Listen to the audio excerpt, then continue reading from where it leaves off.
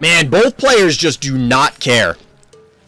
Both players are doing their best Honey Badger impression and just saying, I'm going for it.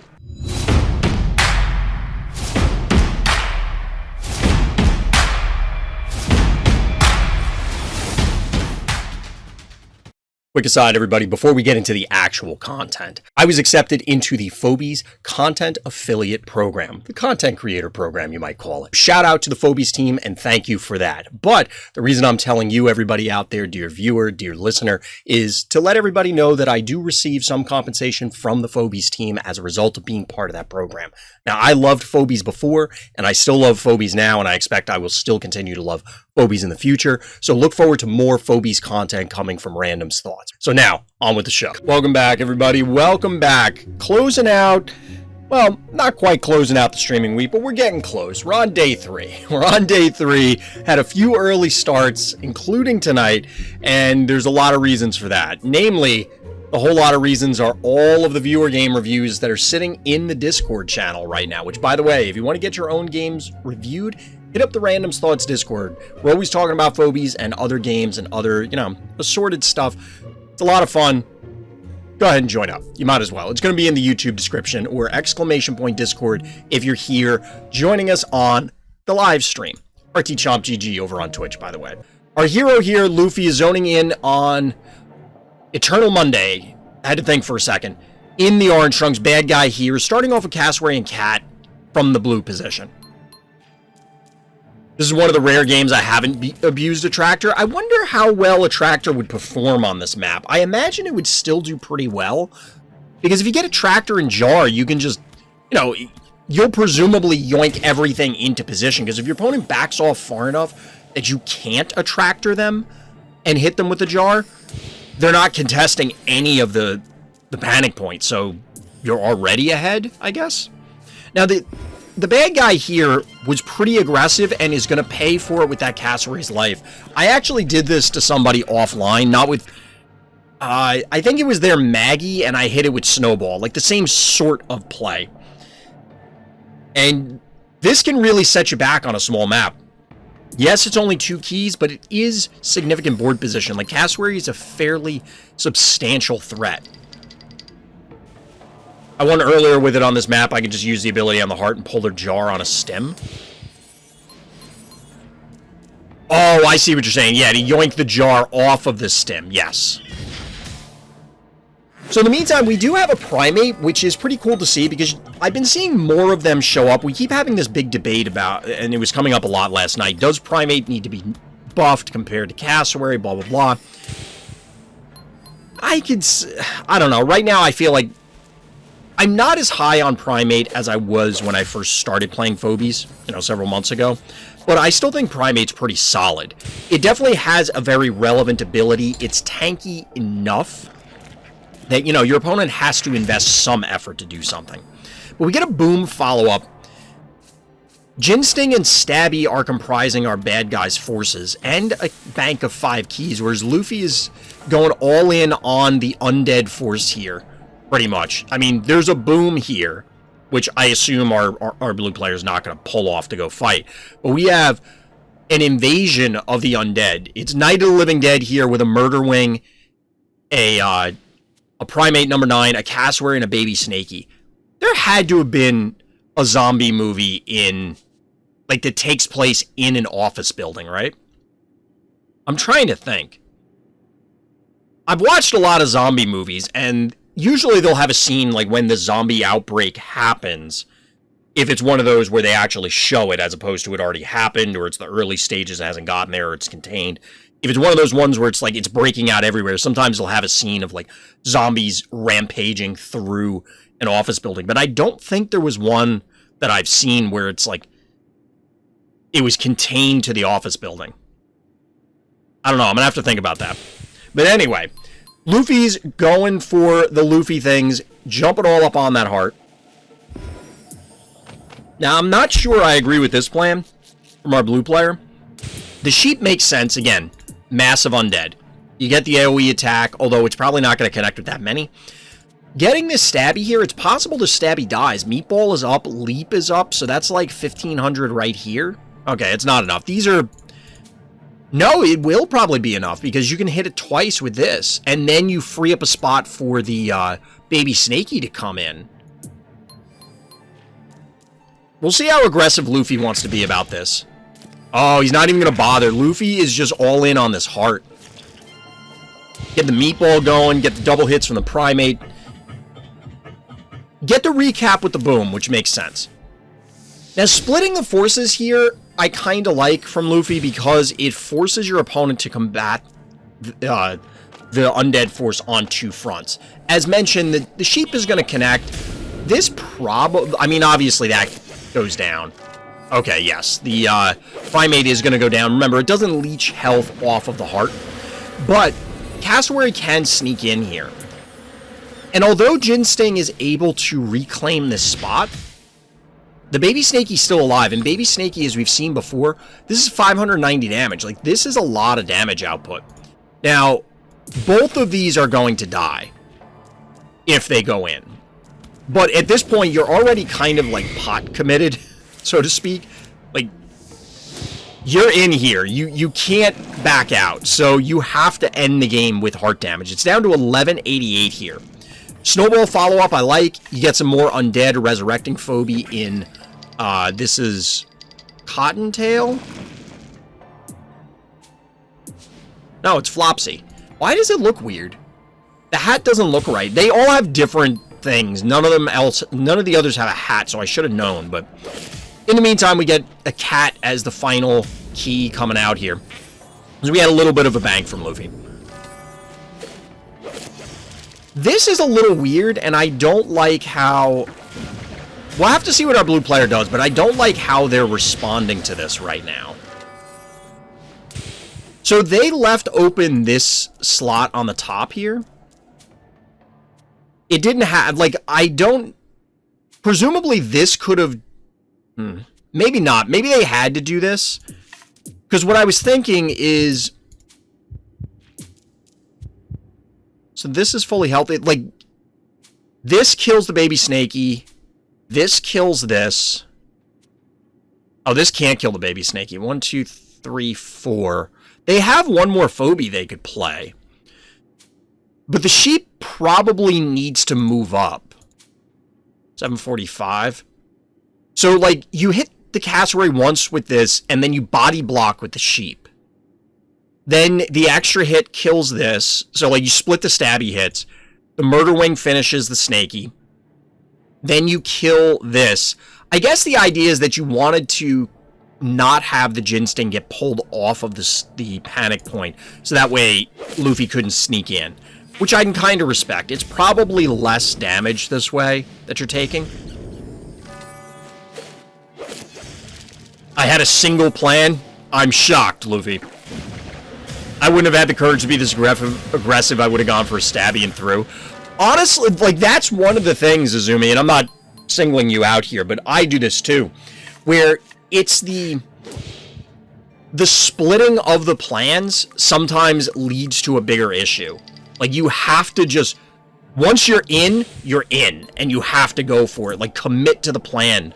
There's a breaking point where it's just, I can't pull out at this point. So the heart's down to 198, but notably, this... Oh no, this does have Meatball still alive. So the cat's gonna die. We get the recap of the point up here.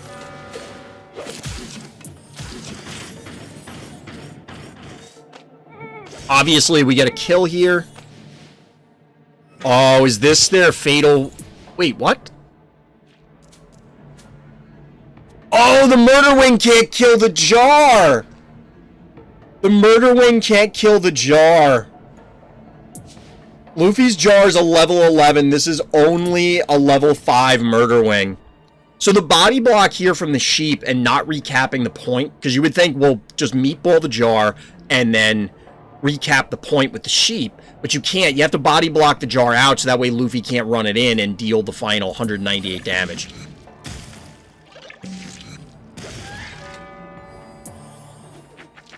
Oh my god, the droney! The droney, chat. The droney. GG. You love to see it. You love to see it. Oh, God. Fantastic. Absolutely. Lufee's notes for the game, I will never change. That is true, Lufee.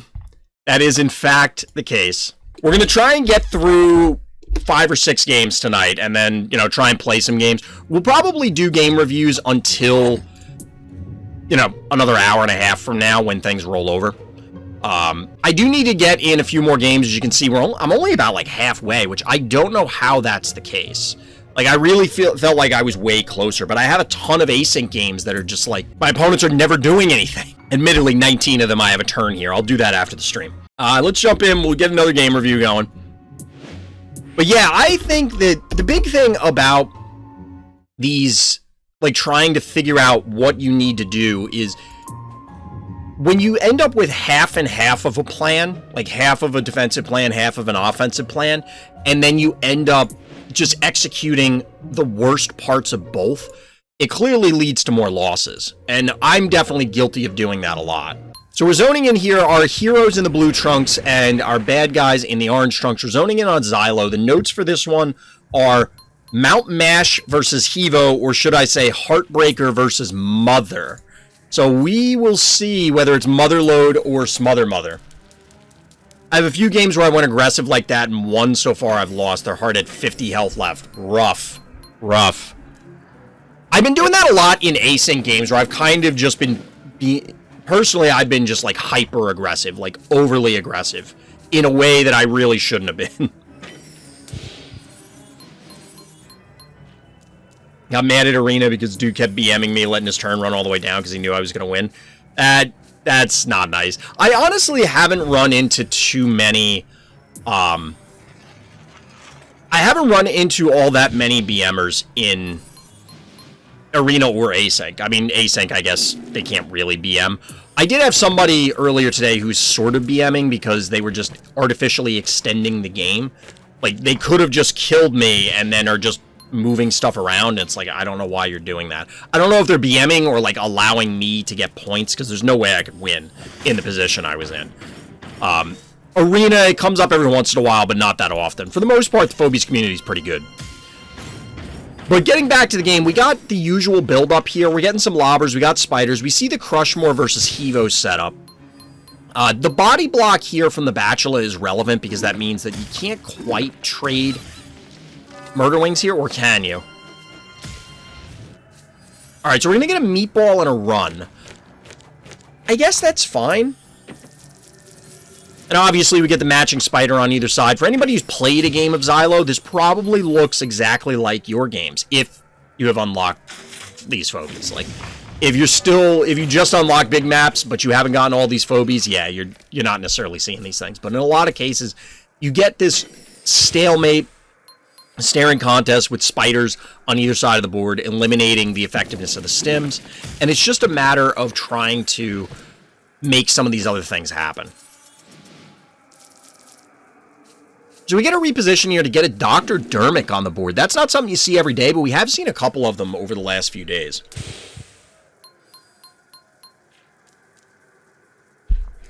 We don't actually see the kill on the Eternal Night, though, which allows it to sneak back to the spa. I understand why. This feels like a premature Dr. Dermic.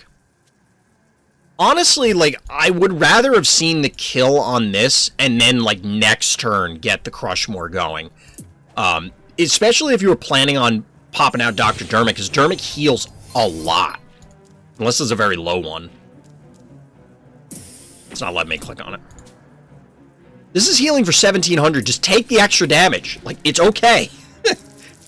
And basically nothing else can get healed because it's undead and, like, okay, you can heal the spider. So this is, again, something that we've been seeing come up a lot more often, breaking these obstacles. But, by the way, if you were listening to me, who listens to me? Here's the Smother Mother. This is a level 8 Smother Mother. Not the highest level one we've seen. I think that was level 19, maybe 17. But, regardless, Smother Mother is a big ol' threat. A big ol' threat. 3 more levels until you get the spider, bozo. Like Snowball, your games absolutely change immensely. So we could see something cool, hypothetically, from our orange player here. Just to point this out, I don't think this is going to happen because I don't know how. They don't really have anything to supplement it. But you could have a Smother Mother, like, you move the Hevo, kill the Bachelor, right? I don't think it'll pull it into the Void. It might.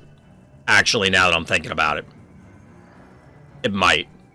But assuming that it doesn't, like, you eliminate the Bachelor, I guess you get it with Murder Wing as well. No, you can't. This will be literally 1 damage short. What I was going to say, to get to the point, is if you had the opportunity, you could chain pull. No, you actually can't. Never mind. None of this will work. I was going to say you could chain pull with the Smother Mother into the spider, but that's not going to work given the positioning. Never mind. Despite all the other problems, I kept going and trying to power through it. I'm like, no, this idea will work. It's not going to work. This is bold. Okay, so it won't pull it. It won't pull it. It will try and pull directly forward and give up. It's not like a boop or a yoink where it'll, like, bend, I guess. So Bachelor goes down. We get the Heartbreaker, who is... Heartbreaker has a 2-turn warm-up. Heartbreaker has a 2-turn warm-up, so you can't immediately just teleport something into the Abyss. But that will happen soon. Back by unknown demand. Welcome back, Scrungle. It doesn't... I'm assuming you were talking about the Bachelor pull, DT. Alright, so we get a little more obstacle breaking, which is bold given there are 2 yoinks on the opposing side of the board, but technically there are 2 yoinks on our hero side of the board.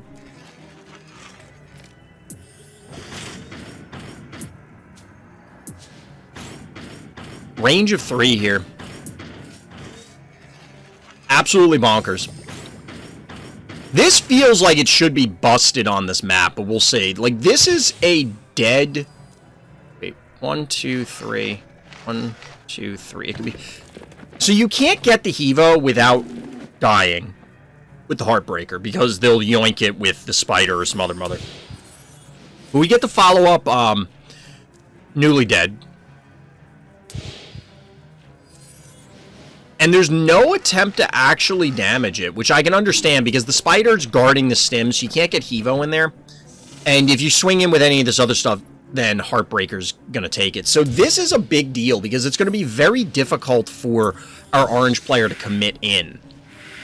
Similar to the Lufee game we were just watching, you kind of just have to go for it at this stage, and you might not be able to do anything. Like, the game may have been decided when you weren't pushing more aggressively and preventing them, therefore, from, you know, banking and just getting Heartbreaker online.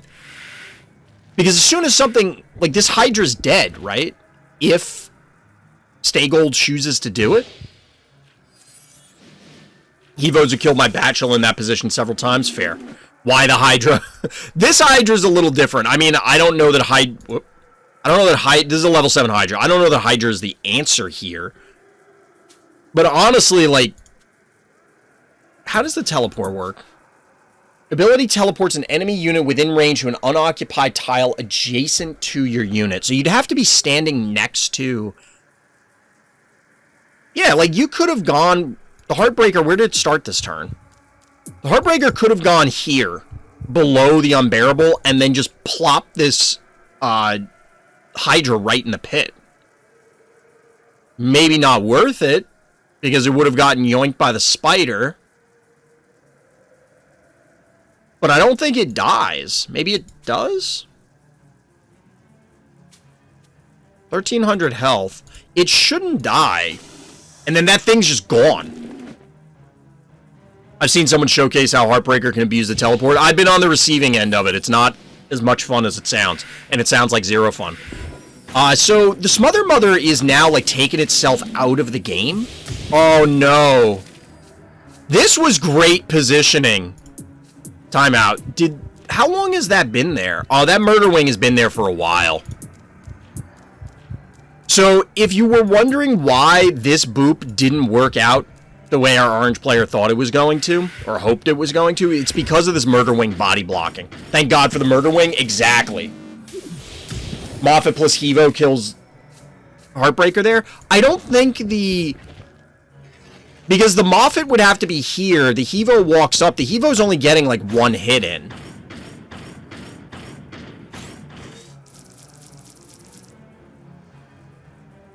But regardless, we get the push with the Hevo 2.0 displacing a bunch of stuff.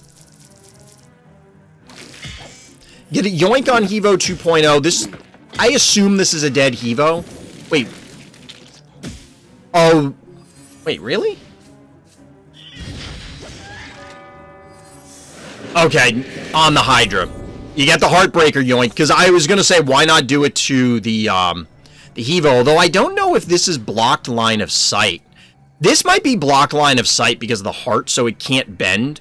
Kind of like the range 3 straight line as opposed to a lob. This is probably blocked LOS, but it's likely better to get the Hydra because the Hydra is going to sustain a lot more damage, whereas this you can actually punch.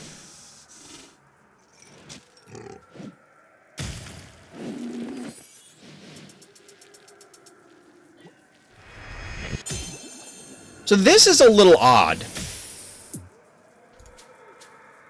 200, 600. This probably would have been just short. Yeah, this is almost 800 health, so there wasn't enough damage here to actually kill the Hevo, which kind of sucks, but, you know, you gotta do what you gotta do. Heart always blocks LOS? Yes. I just was looking at it because in my head it was 3, but I wasn't thinking that it was a straight line instead of a lob. So down goes the spider to the opposing yoink. Realistically, the Hevo isn't that much of a threat without the ability. Yes and no, because the thing is that if it lives, they're going to get the ability back online. Plus, 460 damage isn't terrible. You know, like, they could have made something happen, hypothetically. But in this case, clearly our orange player just wanted to try and push on that one turn, pull back out. They got rid of the spider, so now it's 2 yoinks to 0, because the Moffat is still alive on our orange player side. Just had to get rid of the Hydra on the stim at the heart. Yeah, I don't think you can leave Hydra on stim. Like, that's not a reasonable thing you can do. So the bear has to roll away because I believe Spider... Yeah, Spider's pull is back online. 5 keys remaining for our blue player, only 1 for our orange player. And Panic Point Advantage goes blue once again.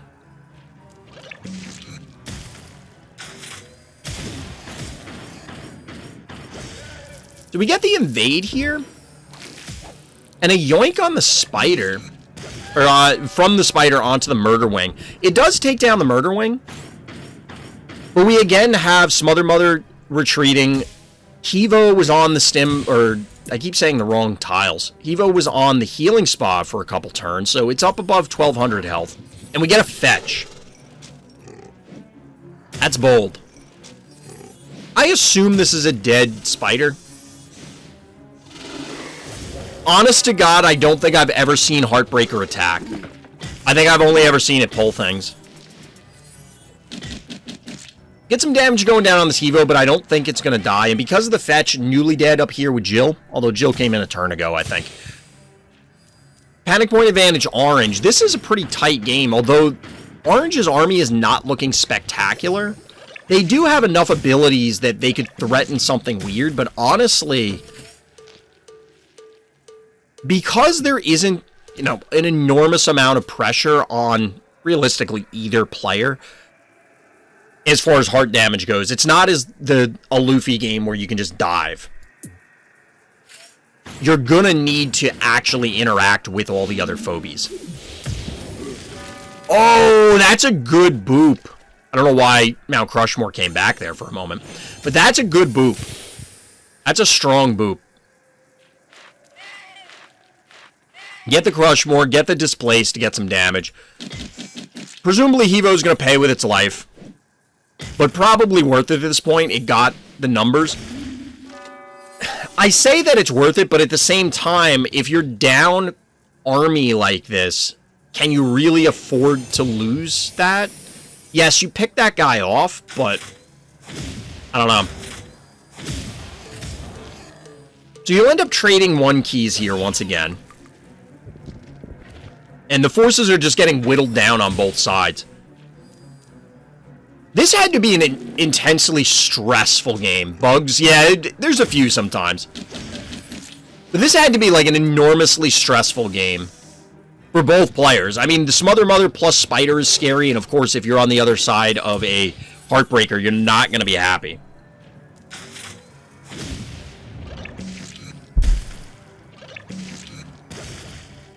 But at this point, how does our orange player reclaim any points? You have exceptionally damaged stuff. I'm not sure why the Smother Mother is not still on. I guess this could invade and then just teleport, because the teleport should be online. It is. If you get rid of the Smother Mother, the game's just, like, over, right? Wait. Yeah, you didn't back up far enough. This started the turn here, too. This Smother Mother did not have to be here. It had to be, like, back here or up here somewhere. Actually, yeah, because this started here. There was almost nowhere that Smother Mother. It had to be, like, here. 1, 2, 3. Yeah, it had to be back here. Did Smother Mommy do anything this game? It got a couple pulls in, but didn't actually attack. It never actually got into the mix with things. Which is one of the big things about Smother Mother. It has an enormously powerful attack value on top of the pulls. Smother Mother just dancing around. I feel like that could have been used more efficiently. Absolutely. I think it was just the fear. Heartbreaker said, check this shit. Exactly. Yo, check out what I'm about to do. Hold my beer. Except this one worked out. It wasn't really a hold my beer moment. Obviously, this is all downhill from here for our orange player. There's really nothing they can do, realistically. I think they're just dead this turn, maybe. The Heartbreaker plays were good. Honestly, I think our orange player needed to be more aggressive. GG. Well played, staygold. I think Rush the Heart was okay, but they didn't commit. Heartbreaker was able to wait for the cooldown to come back safely. I feel like that Hydra was just a big waste. So, I agree with 2 out of 3. Heartbreaker being able to wait on cooldown and come back safely was a big mistake. Like, you can't allow somebody to do that. Like, you're gonna lose if they can teleport 2 things, right? I have to imagine there's a game where that happens. Your opponent teleports 2 things or more, and you still win. But, like, what are the odds? Come on, let's be real about this. The Hydra absolutely was a waste. It just did nothing. And I think that it was never going to do anything. Like, Hydra into the Heartbreaker seems insane. Hydra's a massive threat to force their 8-key unit to kill a 4-key on a long cooldown. I guess? Like, as a bait? But you need to do something afterwards. And that goes back to your other point that rushing the heart and they didn't commit. I don't know that they wanted to rush the heart and actually, like, dive the heart, because the heart had a huge amount of health at that stage. But, especially with the Hydra gone, right? Like, the Hydra was the big damage threat, but you need to follow it up with something else. While the Heartbreaker's on cooldown, you have to get something done. Whether that's go for the heart, it's eliminate their phobies, get a panic point advantage. Do something to make your opponent uncomfortable, because if you allow them to just, okay, we've stalemated, we're trading 1 keys, and now your Heartbreaker's back online, that's not going to end well for you, as we saw. I'd have just done a Blinky or Primate, though. I guess it gives you a little more mobility. If you're assuming that you're just going to sacrifice the thing, I guess it doesn't particularly matter. Because you're not going to, like, send the Primate in, or Blinky or something, and then follow it up with the Hydra. It's not like you're saving it. The only difference with the Hydra is that you have to inch it up. And I think there was an opportunity to, you know, fling the Hydra on that one turn. I could be wrong. Maybe there was enough damage on the board to kill the Heartbreaker there. I'm not sure. I've reached a Silver Doomsday 1 pack, and I think that might be the pack I'm opening.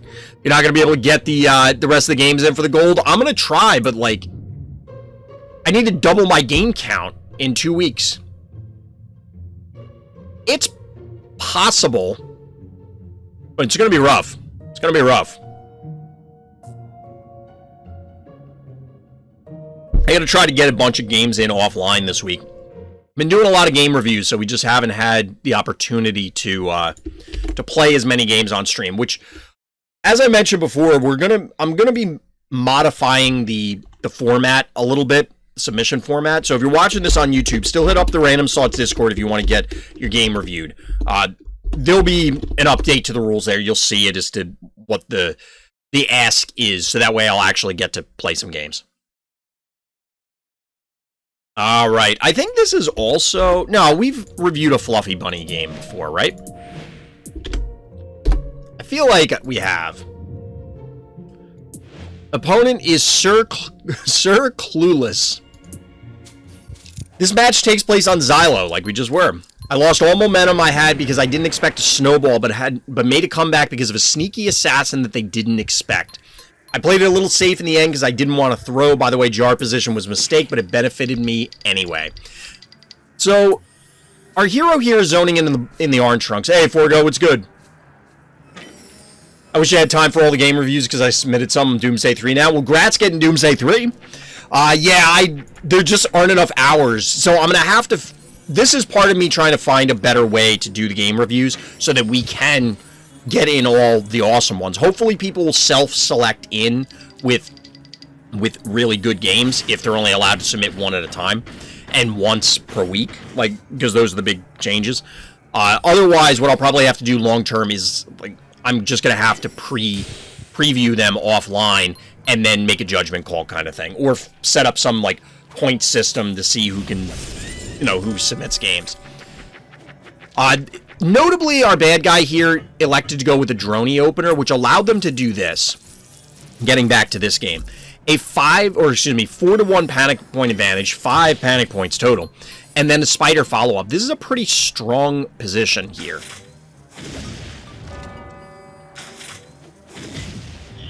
I mean, you can, Scrungle, it's fine. So we're getting the matching spider. Obviously, this will push away the Klepto, not before it eliminates the spider, or, this, cat. Or eliminates the cat.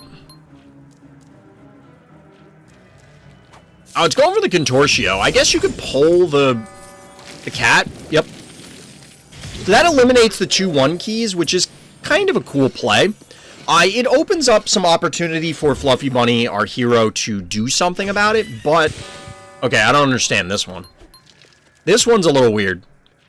So, the pull is down. That means that there is some positioning available, like you could get on the stem, but there's not a huge advantage. You can't swing the Hevo there this turn. You could possibly put, like, what, a snowball? 1, 2, 3... Now, you can't even get a snowball here to hit this. So, the spider's safe.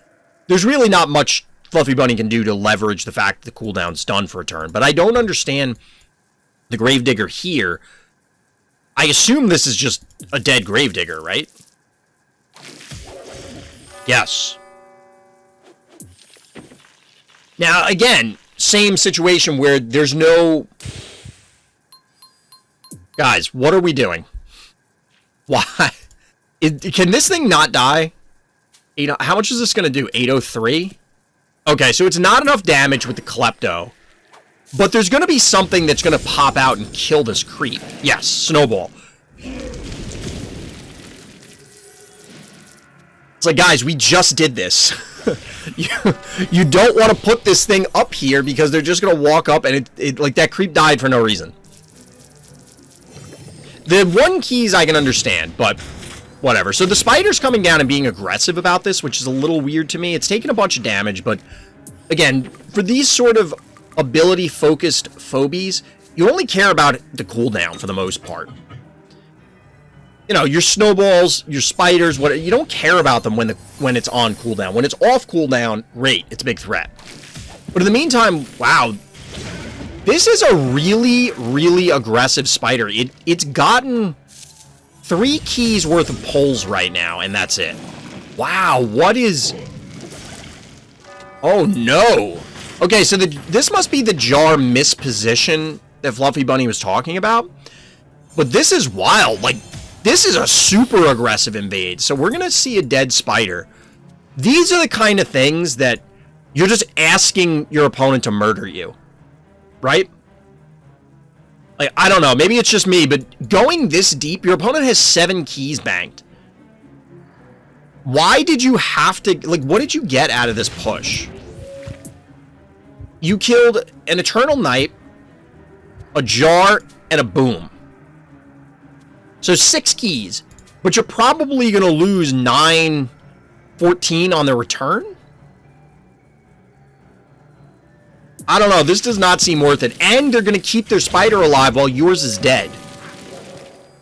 Like, I think the pull on the Eternal Knight was already aggressive. Which timeout? I want to look at that. This Eternal Knight has 532. 310.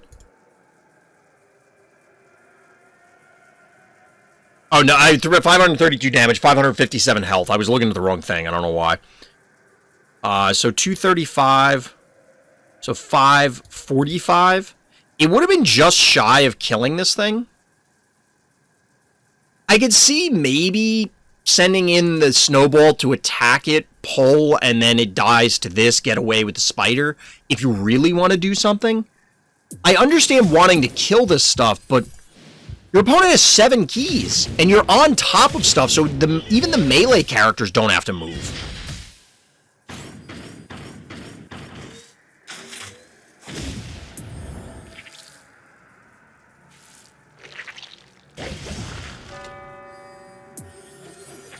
Oh, shout out.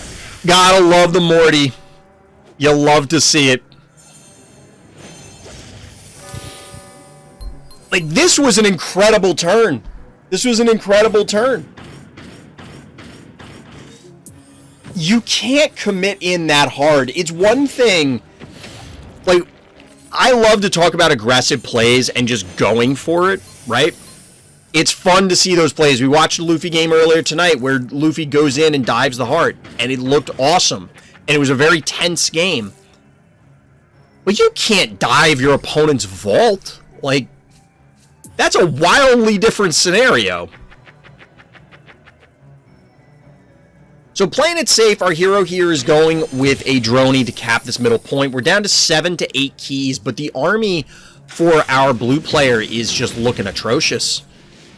Hevo's 3.0 is strong, but it's not reclaiming board position, right? Like, you need an escort, we'll say, for Hevo 3.0. You can't... It's not going to take over the game by itself against an entire army if you need to reclaim panic points and stuff like that. And that's basically what's going to happen. We're going to see this Bachelor go down. We're going to eventually see the Cowbell go back in. I don't know that I like the Spider positioned here, simply because you could have it safe so it doesn't take any damage and then just walk it onto the stem. Or walk it into range so you could yoink the stem.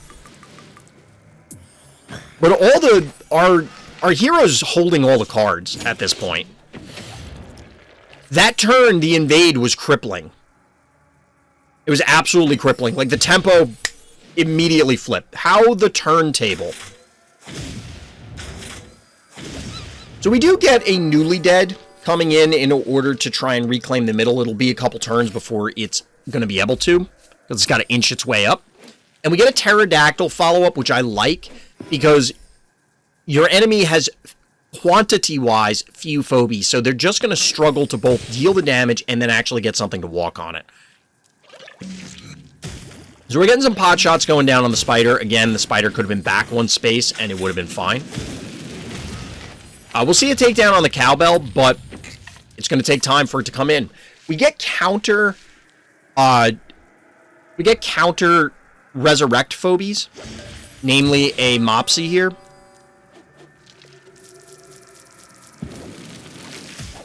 Really? I guess the assumption here is that you're just not going to end up getting enough, you're not going to get another pull opportunity. Oh, this is pretty cool. So the Morty slides back here. It's not going to be able to be killed. Because even if this goes on the stem, it's not going to do enough damage to one-shot it. I guess the Hevo could come back and then kill it.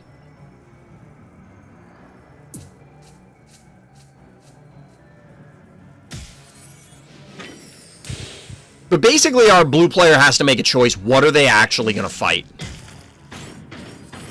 How the turns have tabled.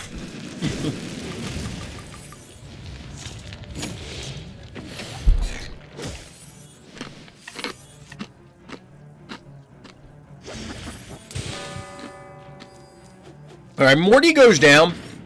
Sorry, I had some ice there. Morty goes down, but that means the spider lives. The invade from Hevo, we know that the trap is there. Oh, this is pretty cool. Just duck in, kill the resurrect Phobie, reclaim the point, 5-0 panic point advantage. And at this point, they just can't reclaim all of the panic points in time. Well, this is actually going to be closer than I thought. This is 5,300 health. You're taking 1,000 a turn, so you only have a couple of turns before you're toast. But spreading out your forces in this way means that your opponent can't just obviously get a ton of Hevo value off the bat. They're going to be forced to pick everything off. But now you can just collapse. Because there's no way they can kill your stuff. There's no way that they can actually reclaim the points. This is going to be GG. A little chomp ASMR, ice chomp action, exactly. I'm sure I'll get a YouTube comment. YouTube, let me know if you hate the ASMR. There's not much I can do about it other than not put ice in my drink, but I like cold water. I'm sorry. I do. Like, if you gotta hate me for that, like, okay. You got me. Kill a hydrate action. It's funny, the hydrates come in after I drink. Like, I'm drinking water, I stop, and then the hydrates come in. It's like people are commenting on that I'm hydrating. Hey, Hakunay, what's good?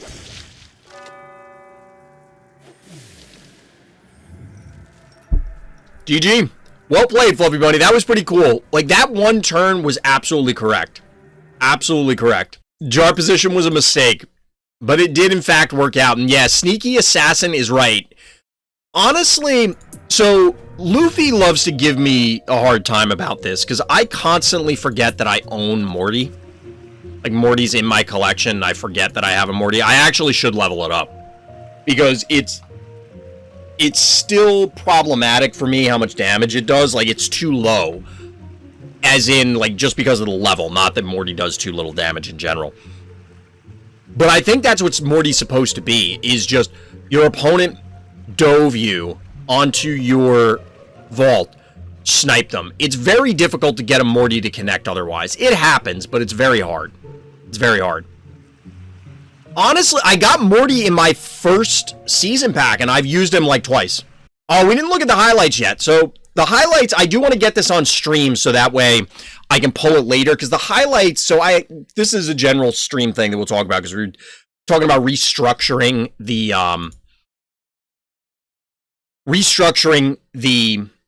game reviews. So the game reviews, I'm going over the whole game. The highlights, the idea is that I'm just talking about a single turn. Now, of course, if we have a cool turn in a game review, of course, we'll pull that for the highlight reel. But I want to make, like, independent highlight reels of 4 or 5 cool plays in a single turn sort of thing. So let's take a look at Hakunay's.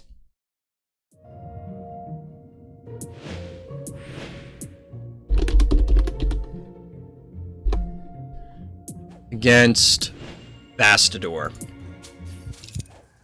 We're back on Xylo, whereas the last few times we've been doing crypto, like 85 games in a row, we're actually going to look at a highlight here on Xylo several games in a row.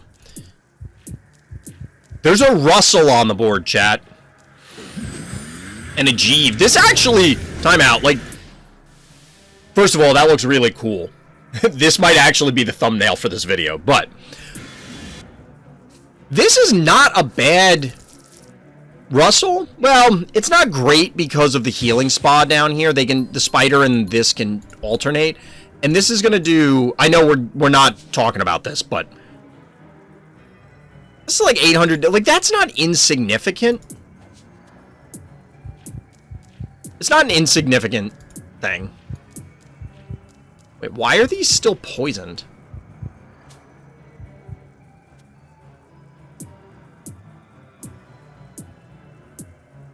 I'm pausing and unpausing instead of clicking forward. We're looking for turn 32. Alright, so this is a multi-parter. So here we are, highlight real time. We're talking about a specific set of plays, turns 32 to 34, submitted by our hero here, Hakunay. Let's take a peek. So we got a rustle on the board that as we were skimming through, we already saw what happened. Chuck also showed up. We have the spider standoff like you typically do. But we're getting nothing real exciting happening here just yet. Get a Russell dive. Russell's attack animation looks cool. I have to imagine there's a trap. Oh no. There has to be a trap here. Is that what's about to happen? I'm trying to guess. We got an aggressive invade from our bad guy. Oh, this is not looking good for our hero. What is happening? Boom, baby! How many traps was that?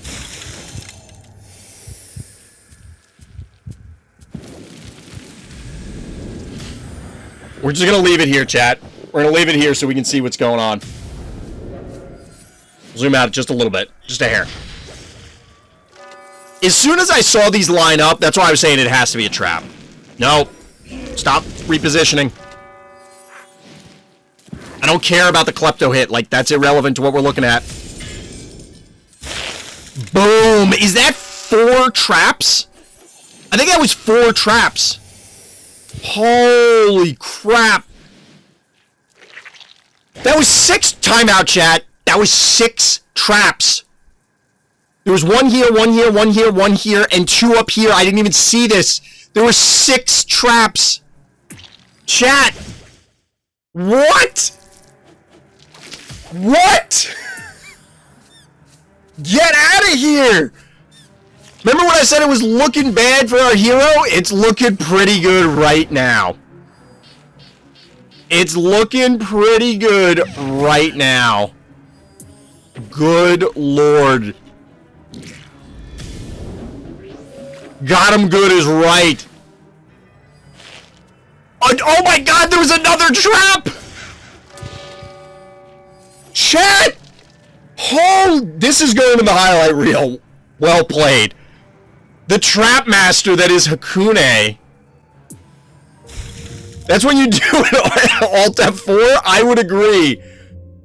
Hakunay plays my worst nightmare. Things looking good and then boom. Chuck killed by traps. Oh my god. Chat, we just saw a game on Xylo, an actual game breakdown, like the full game.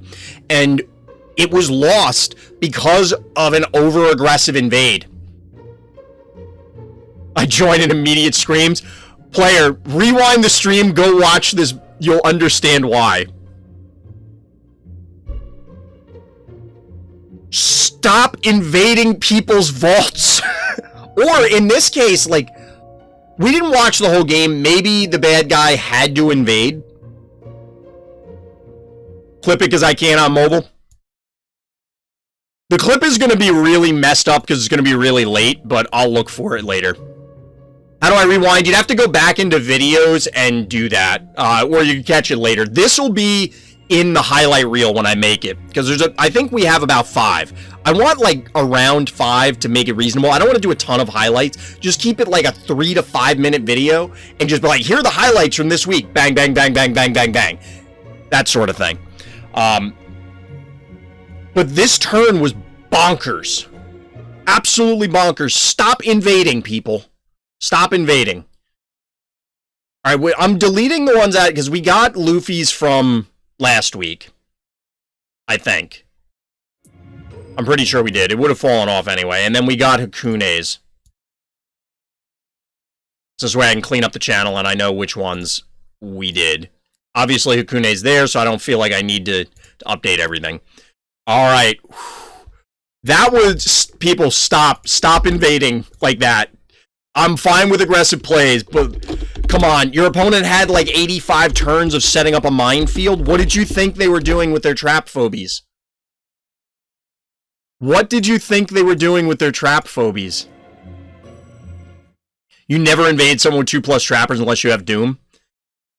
Yeah, and the title for Trap Master is right. We're back on side chat. Like, how is it that everybody does this? Time out.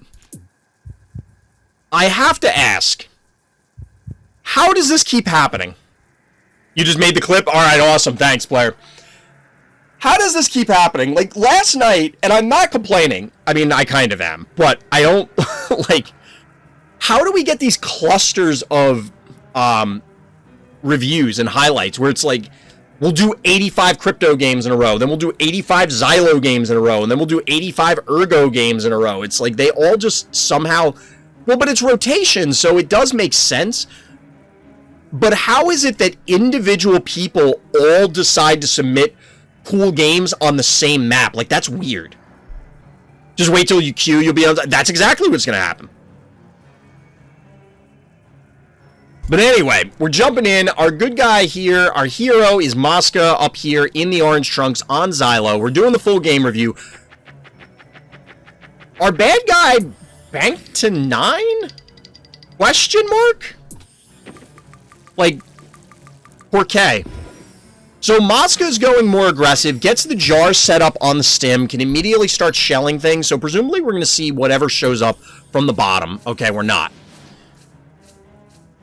We get the droney opener. I like the aggressive response to the 9 keys. Like, don't try and match the bank. They'll have first act. Just go cap all the panic points, or as many as you can. In this case, 2. Possibly, if there was a Maggie, you could have capped this other one, but you can just get this now. The only question is, do you run the cat across? I'm guessing not, based on this response. I don't know about dropping the jar back here, but it does cover this point well enough, so I guess it's fine. The only reason I would think move it one less space is so you could slide it back onto the stim if the opportunity presented itself. But we're seeing the expenditure of the 9 keys going into a bunch of smaller phobies. I don't understand the bank to 9 on turn 1. It's kind of weird. But we're back into... We have a much more normal game at this stage. Just our orange player got first act, essentially. So I do like the droney bait here. To, like, try and bait the murder wing to come in. There's no way they do this, because obviously it dies. Honestly, I would have loved to have seen the Hevo go somewhere else. Only because then the Hevo... like, it wouldn't shoo away the murder wing. But the Evo is clearly in position to ensure that you can take down this, this Flopsy.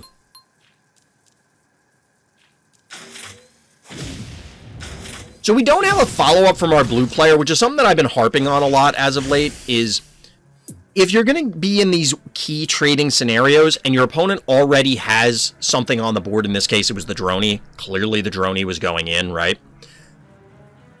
You should be matching whatever they're doing by dropping out a low-key unit unless you're planning on banking to something specific for the immediate following turn, in my opinion anyway.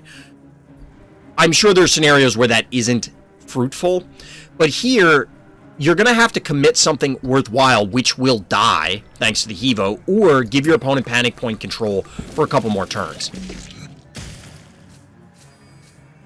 And in fact, we see a dead murder wing here. This is a good play. This is a good recognition that you can stand this jar here.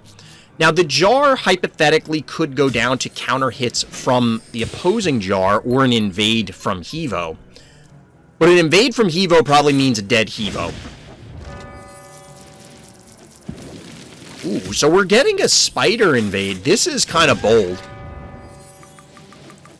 I mean, it's 5 keys for 3, I guess. You know, murder wing for their wing plus droney, but the droney was a sacrificial move. You knew it was going to happen.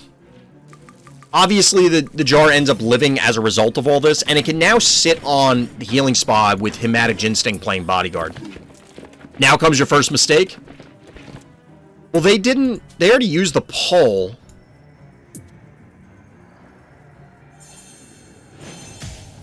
Like, they can't get this, can they? I don't see any way they get the Hevo, unless I'm missing something. Oh, so this... I didn't check the health on this. This still dies. I'm guessing there's not going to... Oh, an Octonaughty. So this is pretty threatening. You can't supplement the Ginsting now with the Crushmore, because the Octonaughty will yoink it and kill it. Obviously, the Hevo can't stay here either. You probably Hevo, Crushmore, kill this thing, and then just beat this up with what you can. Get a little bees action going. You'd love to see the bees. And we get the spider follow-up. Bees! Okay. Get some bees. GG.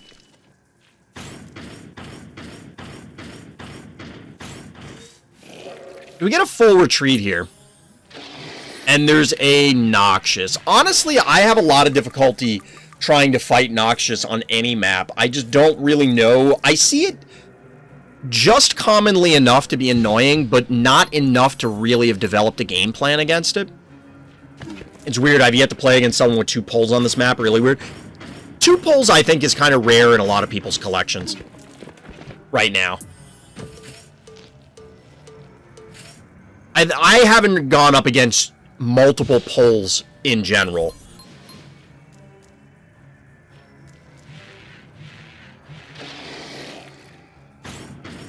So while we did see the minor mistake with the jar dying, because it could have saved itself a little bit, you know, or forced the Hevo to commit more on those earlier turns, we're effectively in the same stalematey situation that we've seen on several other games on Xylo already.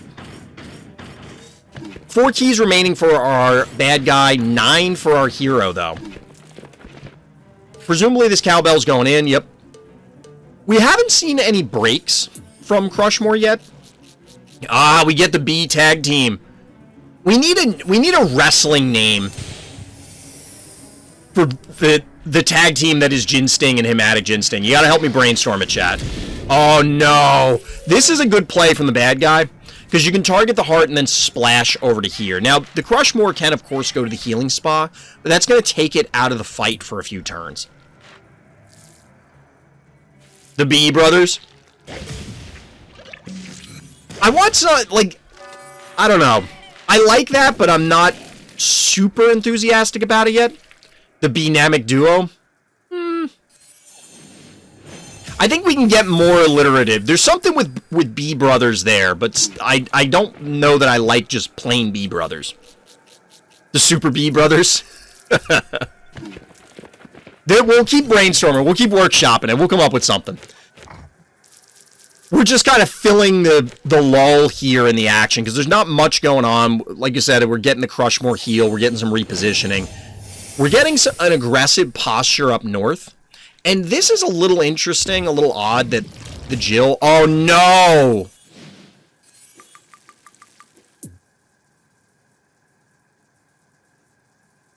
Pour one out for Hematic Ginsting.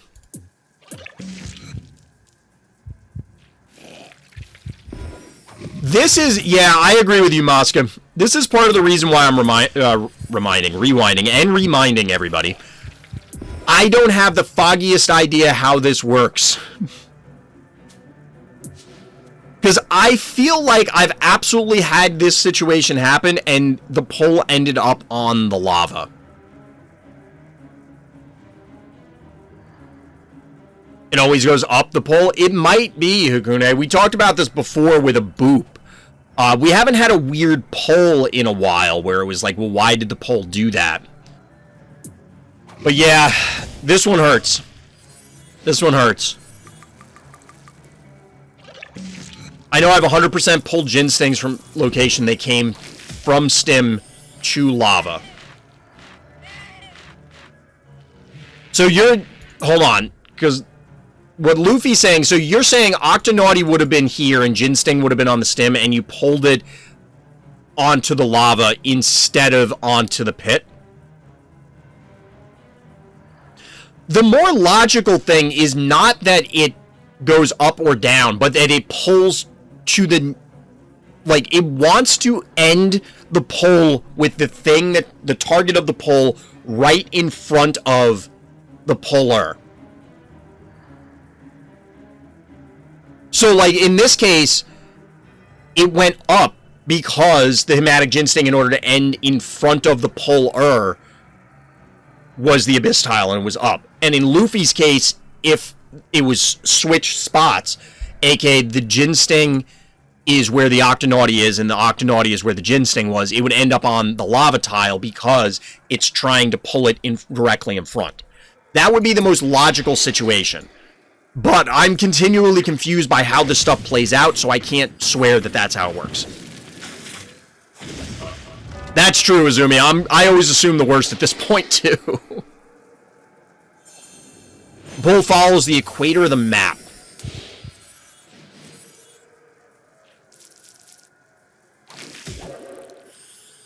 So we got a yoink here, but this is looking rough. After a series of, we'll call them unforced errors by our orange player. We do get a takedown here on the spider. We're going to get, or could get, a significant spit from Noxious. It should be off cooldown by now.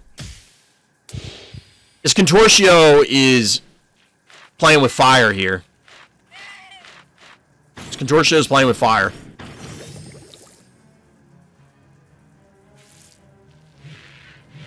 I mean, this isn't by any means 100% locked up for our, yeah, this is what I thought would happen.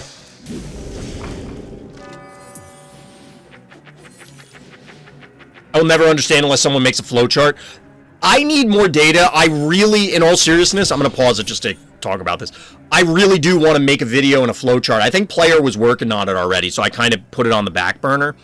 But I need more people, and if you're watching this on YouTube, feel free to hit up the Random Salt Discord in the YouTube description. I need more people to send me screenshots of, like, the before and after so that we can figure it out. Because the one that we had a few weeks ago with Lufee on Rent Past Due made no sense to me. But I would love to do it. Because I want to know for my own purposes, but I also want to know because I think it would be valuable for the community to understand.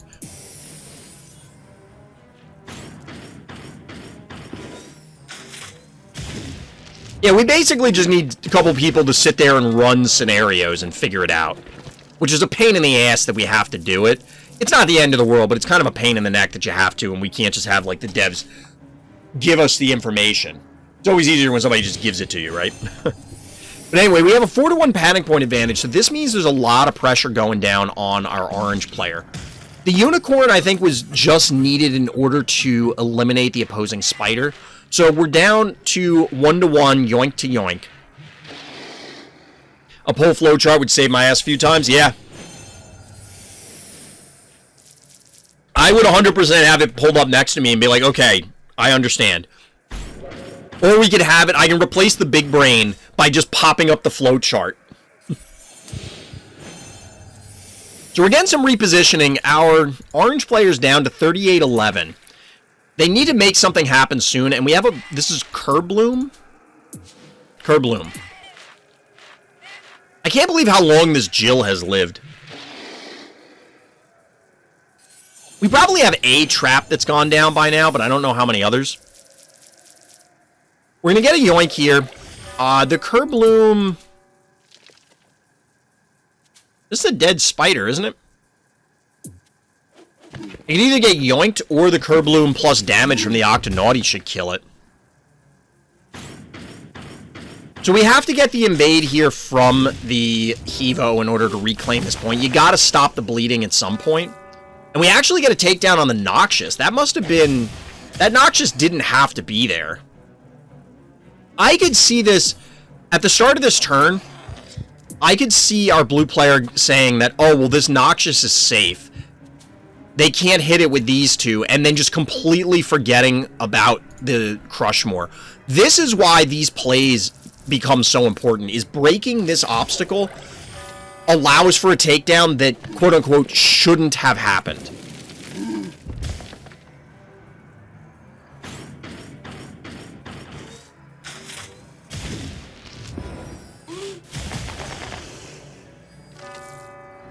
You're going to test the equator theory, Hakunay? Just make sure you test it on, like, 2 or 3 maps, just to make sure that, like, there isn't something weird about the maps. There shouldn't be, but given how bizarre this behavior is, maybe it's based on the map, and that's why we're getting it inconsistent. So we do have a panic point advantage orange, which is huge at this stage because they have enough high damage phobies that they can kind of sit there and just say, okay, come to me now. Like, you have to commit in and do something. Are you going to detonate? Oh, we don't get a detonation here. I would have detonated. I think you kill this Crushmore. Like, recapping this point, you have a huge life advantage. You have time to recap these points. I think you got to kill this Crushmore.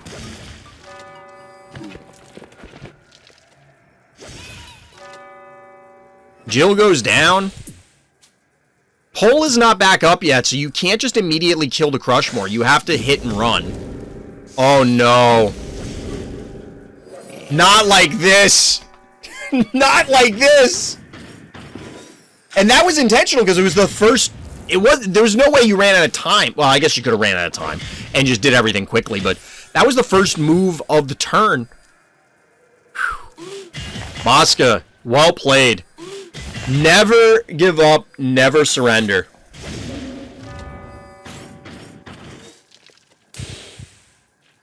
And then there was Gesundheit.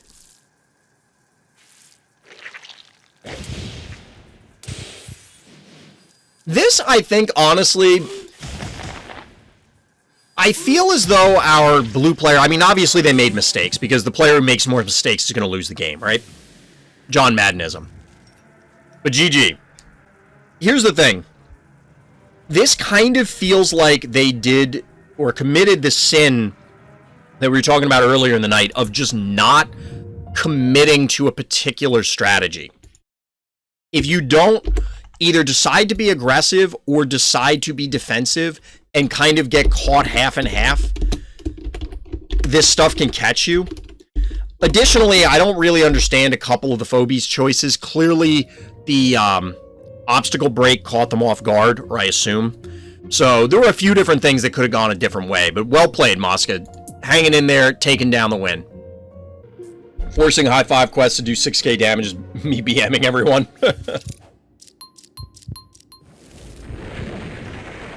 Yeah, you were saying that, Lufee, that you have to suicide the the high 5 in order to... What is the quest for high 5? Is it hit the heart, or is it deal 6k damage to Phobies?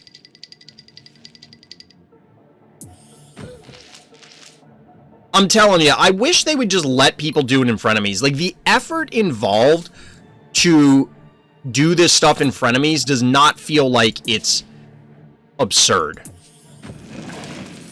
So I want to go here, but they're going to hit it with this 7 and then like a jar. This means it's a dead snowball.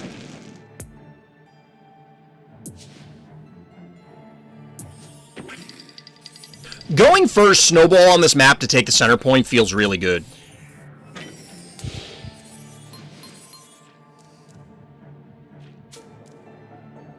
You can't quite reach the opposing... Like, if you're going first, you can't get the opposing panic point.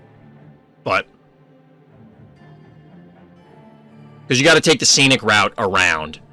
As compared to a droney would be able to.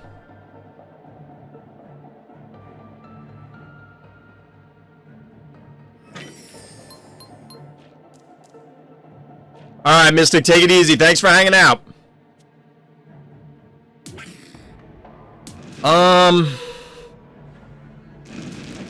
They banked to 6. This is a little concerning. They probably put a trap here, right?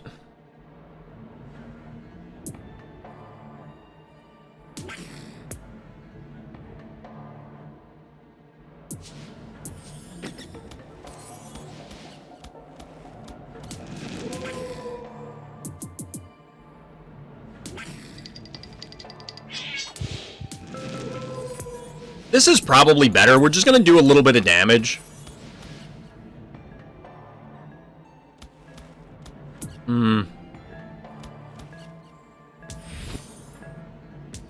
We can't safely take this point. It might be worth sacrificing the cat to do it anyway.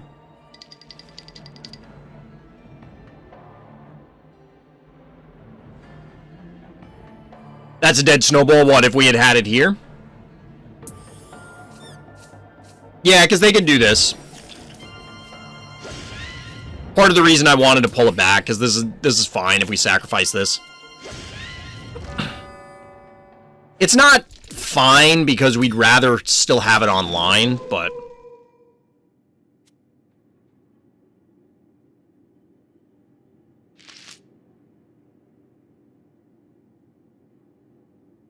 So they are going to defend this, which is kind of obnoxious. We can kill it, the cat, but we don't, because we sacrificed our cat, there's no way to safely recap this.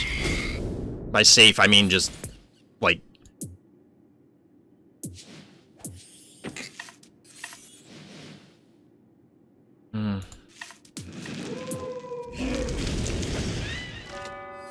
So they can put a trap here. There's probably one under the unicorn right now. This is also a dead snowball.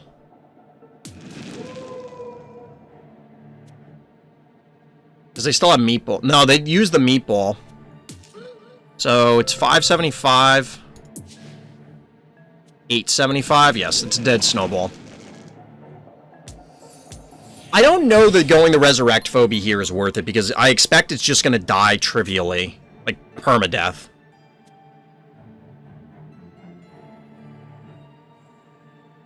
Gotta find the clip of my Rambo boop. I think it's in the YouTube highlight reel right now, Lufee.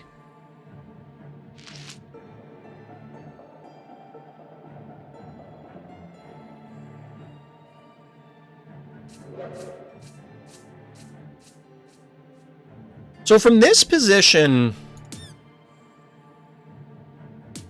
we can kill this, can't we? This is a dead murder wing, isn't it?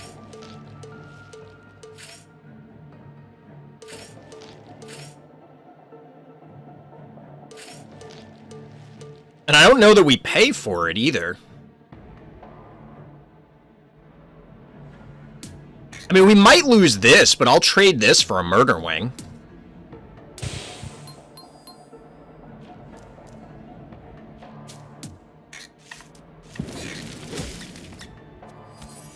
Oh no, we don't have Leap online.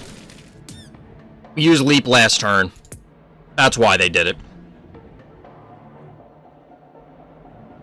That explains it.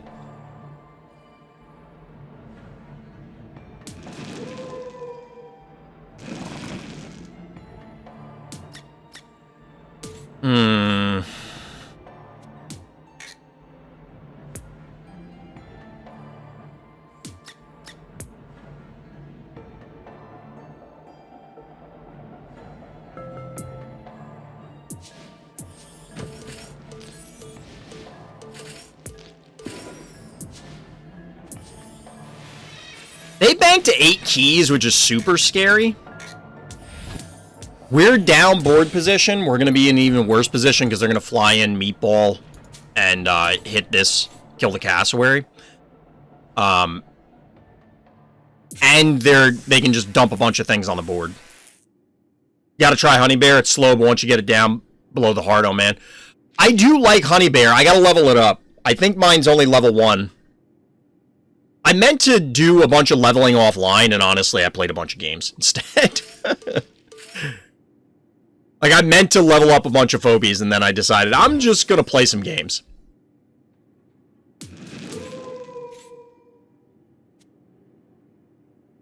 Russell, here it comes. That wouldn't really be good against me, right? I mean, you get this and this? I don't know.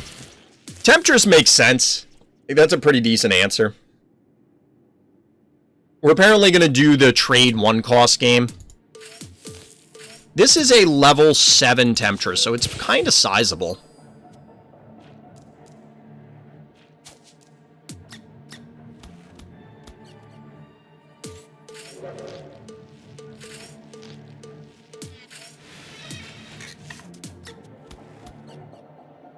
I guess this is fine. Like, this is clearly going to die. They recap it with arbitrary thing. The only question is, can they kill this in order to free up the Temptress to connect with the Innocuous?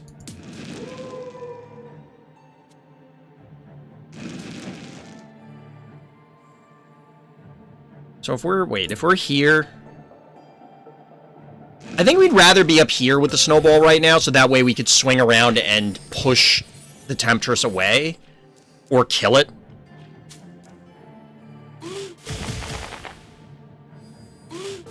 I don't see, like, a back-breaking turn. It's not going to be a good turn for us.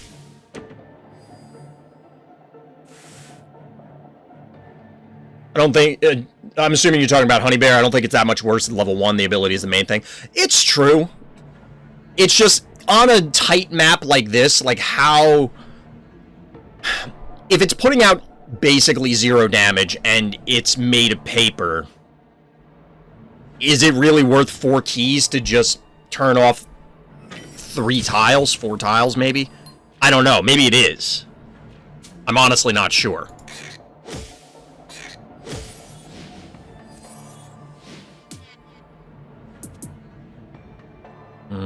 Yeah, I guess we do this. Game.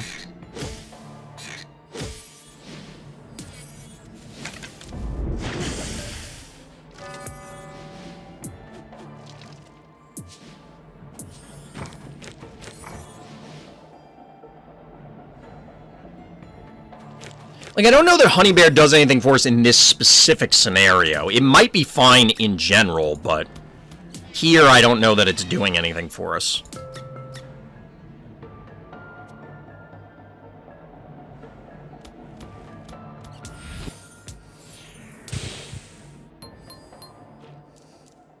It can disable 2 points in enemy territory without being a risk. Yeah, that's something that... I didn't say it, but that is a consideration. Like, if this trading goes on, maybe I Honey Bear instead. Just turn all this stuff off, including the center point, and say, okay, come get me. I think there's a lot of Phobies where the level doesn't matter much because the ability is what matters and either works or doesn't regardless of stats. Exactly, DT. That usually comes up in the context of, like, the yoinks and things like that. Because most of the time, they'll be able to tank, like, a hit on the way in so you can position. And then your opponent has to honor it. And really just the threat of it is what matters in a lot of cases. Obviously, Honey Bear, you're just going to do things, but...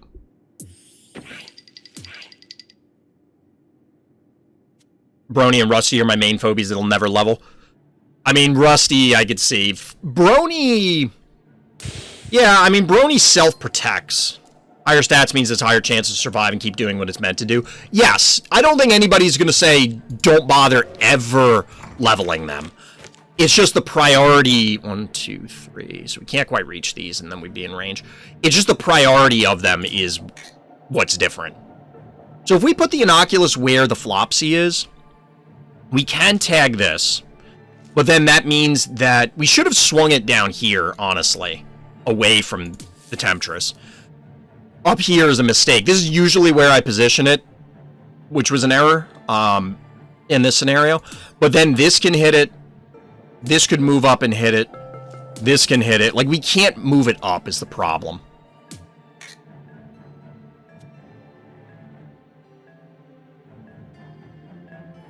I'm debating sending Flopsy in to take this bottom point. Like, I don't think that... We probably should have, because I don't think they can kill Flopsy and the Contortio.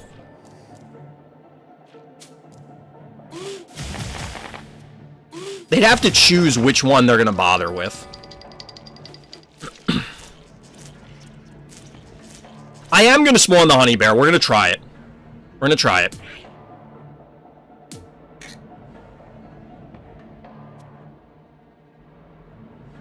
I'm sure we all agree anyway. Yeah, exactly. I think everybody's in agreement that you would rather have bigger numbers on your Phobies than smaller ones, but at the end of the day, the primary focus is the ability for a lot of these cooldown-based Phobies. So, just upgrade Stabby. It's simple. It's simple. Upgrade the Stabby. Have I tried Dozer? Yes, I actually have a couple videos going up. Well, I edited them today. But there are a couple videos displaying Dozer's prowess or lack thereof. I think one game was a win with Dozer, and then there were a couple losses on stream with it.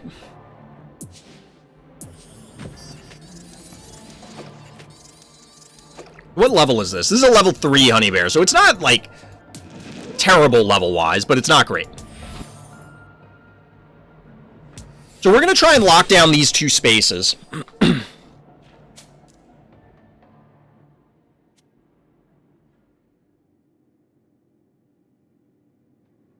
How do you kill that marshmallow? You just beat it up. You just beat it up. Like, honestly, in the games that I spawned it in, chat had requested, hey, spawn Dozer. And I'm like, all right, fine, I'll put Dozer out there. So I ran Dozer out there, and let me tell you, it was not the game to put Dozer out there. I can tell you that much. Oh, boy. This is going to be rough. Or not.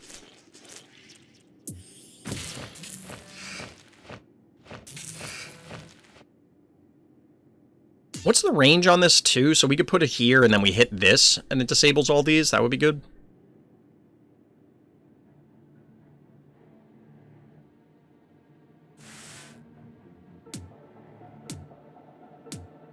So this is in range now of hitting an Oculus.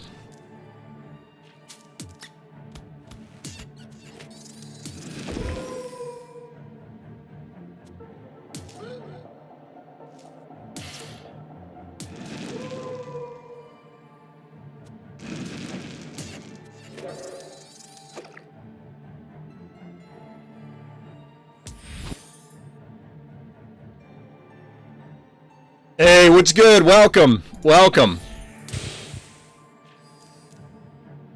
Dildondo. I hope I'm saying your name right.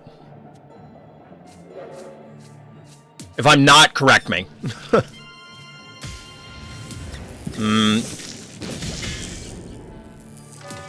That's unfortunate. We should get the Temptress. No, we're not. Alright, this is a really good invade from them. I don't know why they didn't do this several turns ago, because they could have, I think. Versus Dozer, I would definitely try to just go for the heart. If your opponent has Dozer, I mean, in the scenario that we encountered, it was just, they just killed it. Like, there was nothing I could do. I got it right? Okay, cool, cool. I've mentioned it before, I like hearing about how people came up with their internet names, because your real life name your parents gave you, right? Or your guardian, or, you know, it was assigned to you, right? But your internet name you chose. So it's always interesting to me, like, what causes people to come up with a given name or not.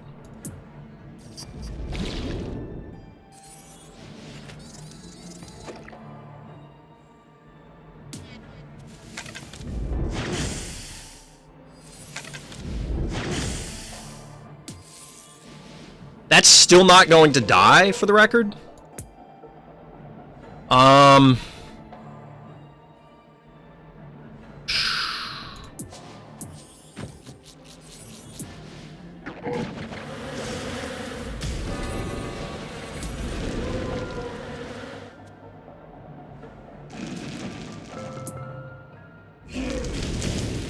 So they're gonna get the Inoculus.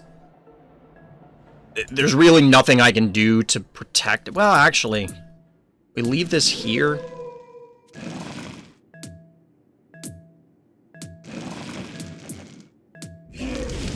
So, if we leave the snowball the body block, then the erratic can splash, and then the attack from the murder wing will kill it. If we don't body block, then they could walk the erratic and the, what's it called up?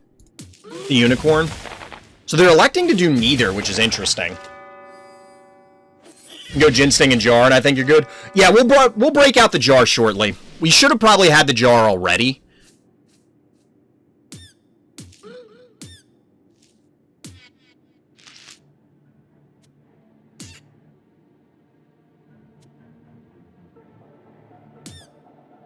So we can still advance with this and kill the murder wing. I don't care if they connect with the erratic on it.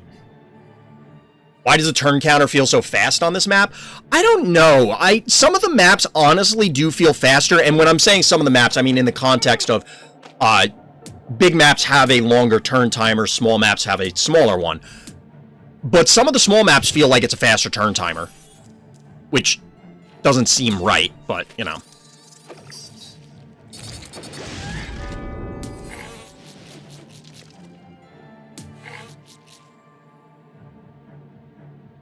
So we can't quite hit this position with a jar on the stem, which is unfortunate.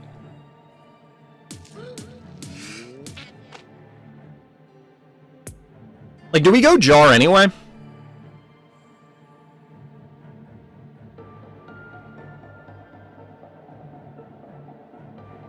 I kind of want to go Eternal Night, truthfully.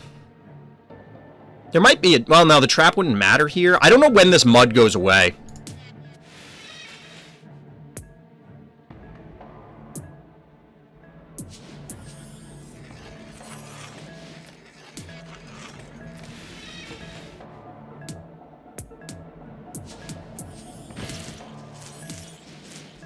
Might as well just get it online.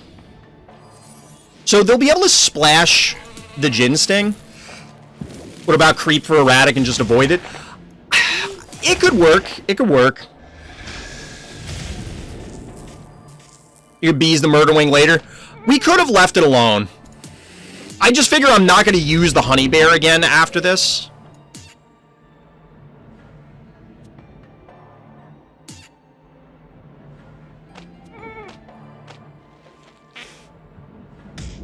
Yeah, you didn't need to do the other thing. So this is not great, because the mud's going to wear off, and they're going to have all 3 panic points. We need to eliminate these 2, and then just avoid the erratic, and I think we might be okay, but that's easier said than done.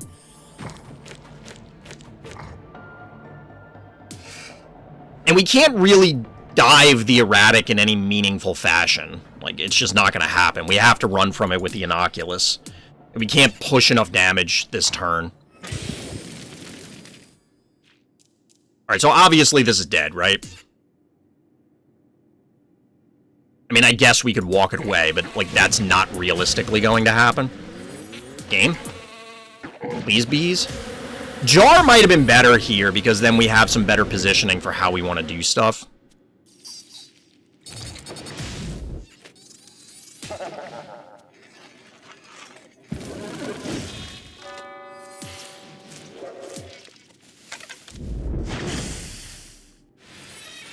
Because, like, this Eternal Night is gonna die to the lava. Because they're gonna walk up, hit it once with Contortio. This dies on its own. And there may be traps here, honestly. Like, there probably are. So I think I've lost this game. I think I threw this.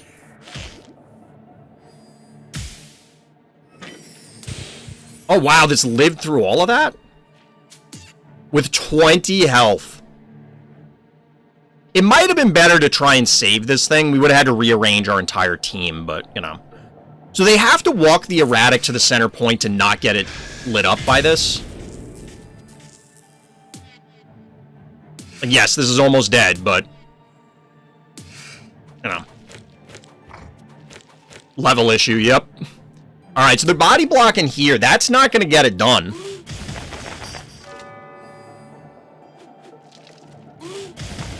That's not going to get it done, because we can walk the AWOL up. I mean, I don't think we kill the erratic, which is the big issue.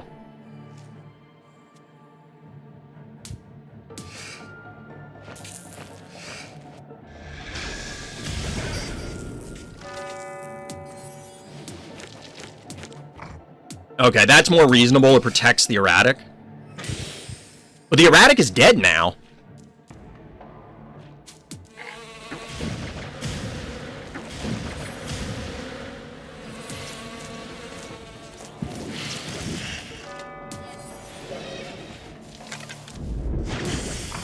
I mean, we're almost out of heart health, so, like, this is not great, but, you know. Your opponent had to attack the heart. They did that initially and then undid it, so I don't know why they elected to do that.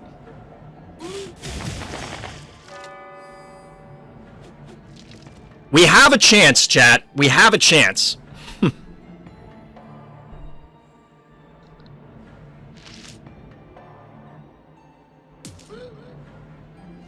I think they're just dead now. If they don't keep this out of range, they're dead. Yeah, like, you have to walk away.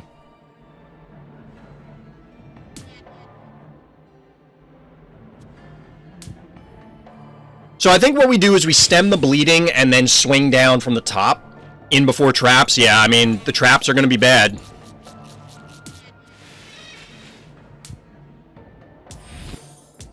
So this will stem the bleeding. There was clearly no trap up here, right? So even if there's a trap here, we can tank one trap, and they can't be in range, because if they walk in now, the Inoculus kills them.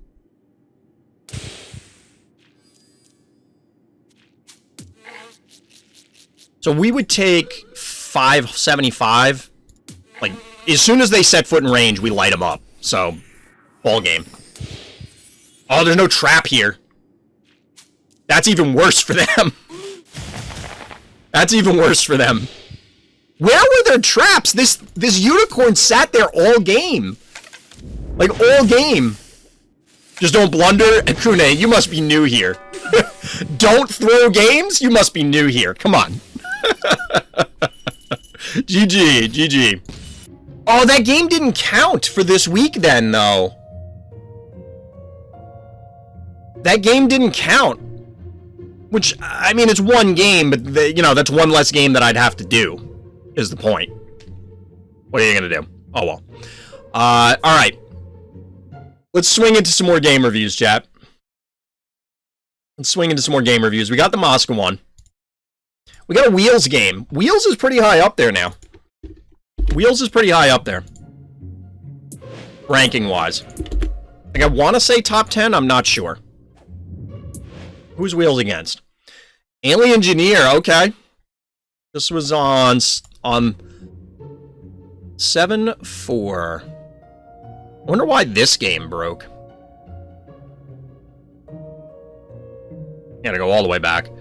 Hopefully this didn't... Oh, wait, here we go. Alien Engineer on 7-4. Huge brony outpositioning and recapitalizing after initiation. High elo play. Those are the notes as we zone into Opticon between Alien Engineer and Wheels. As mentioned just before this game, Wheels is pretty high up there ranking-wise, and Alien Engineer is a regular also at the top of the leaderboard. So we'll see what the players do here. See what we can learn, because Opticon is a map that's falling out of favor for me personally. So we'll have to see how this goes. You don't use the 170k XP? I will. I just kind of forget about it. I was going to do it earlier today, and then I decided to play some games instead. Actually, to be honest, I spent pretty much all day editing videos. Because the longer streams mean that I'm editing longer streams. So, at the moment, they're number 2 and number 8 on the arena leaderboard. Nice, nice. So we get an early alligator from Alien Engineer, which, truthfully, Sure. What level is this alligator? A level 11 alligator, almost 3,400 HP. That thing is a big old block of hit points. You know what I just noticed? Alligator, you know, you see the animation where it pulls the sludge out of its mouth? I guess it's the remnants of its last meal. Ironically, it only eats dead things. It just, you know, makes them dead first, and then it eats them. But if you notice, it flexes its claws, which is kind of cool. I never noticed that before. I don't know. Minor details.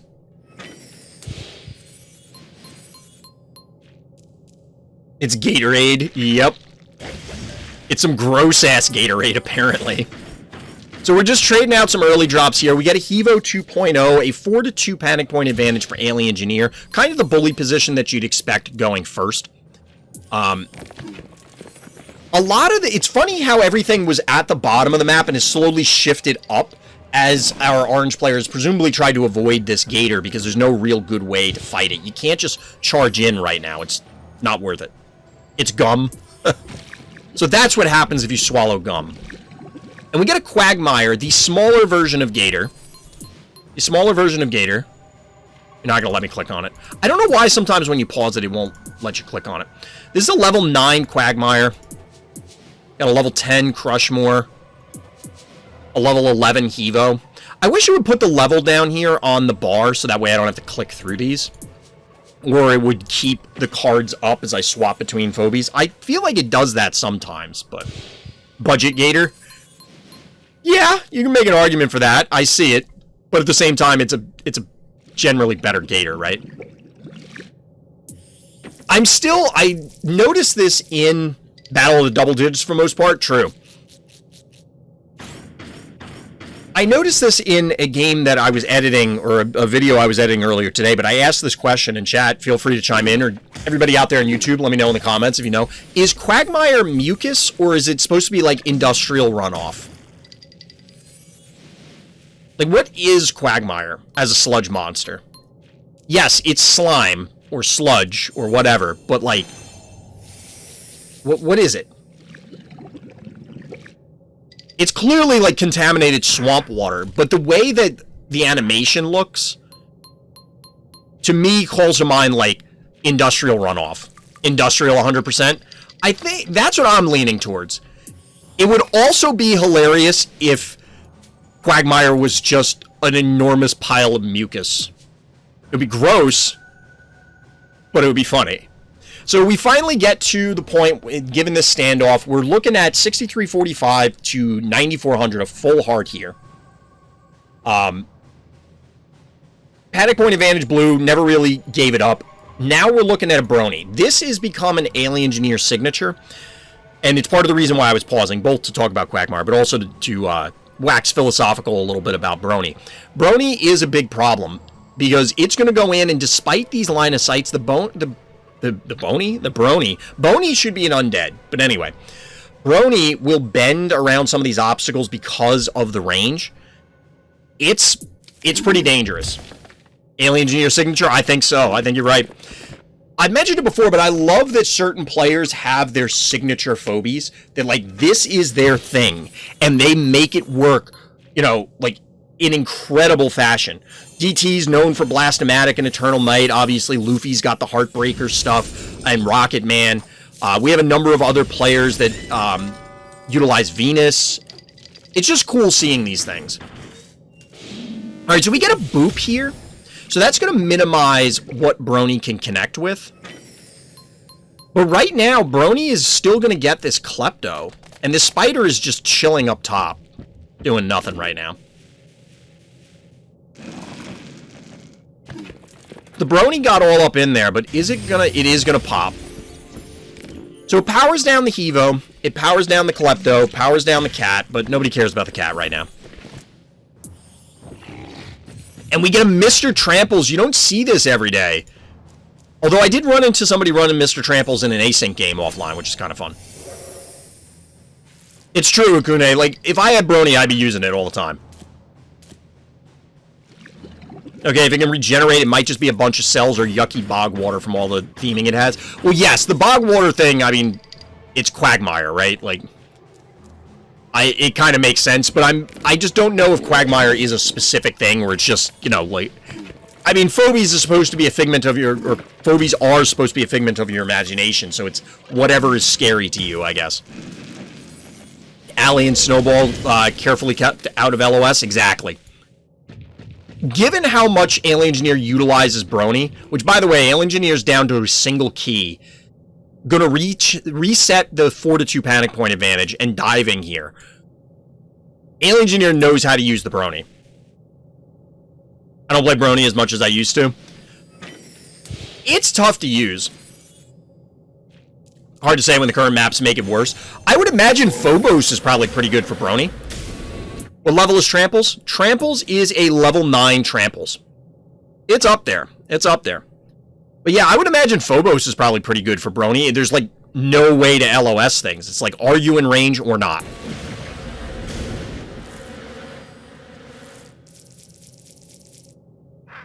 I wonder how much of an answer Crushmore and Gravedigger are to Brony. Like, can you build enough walls? Probably not. Phobos is the new alien map. Yeah. Alright, so we get a repositioning here. The cat goes on the fire, which you might be surprised by, but it's mostly just to force your opponent. They have to interact with it.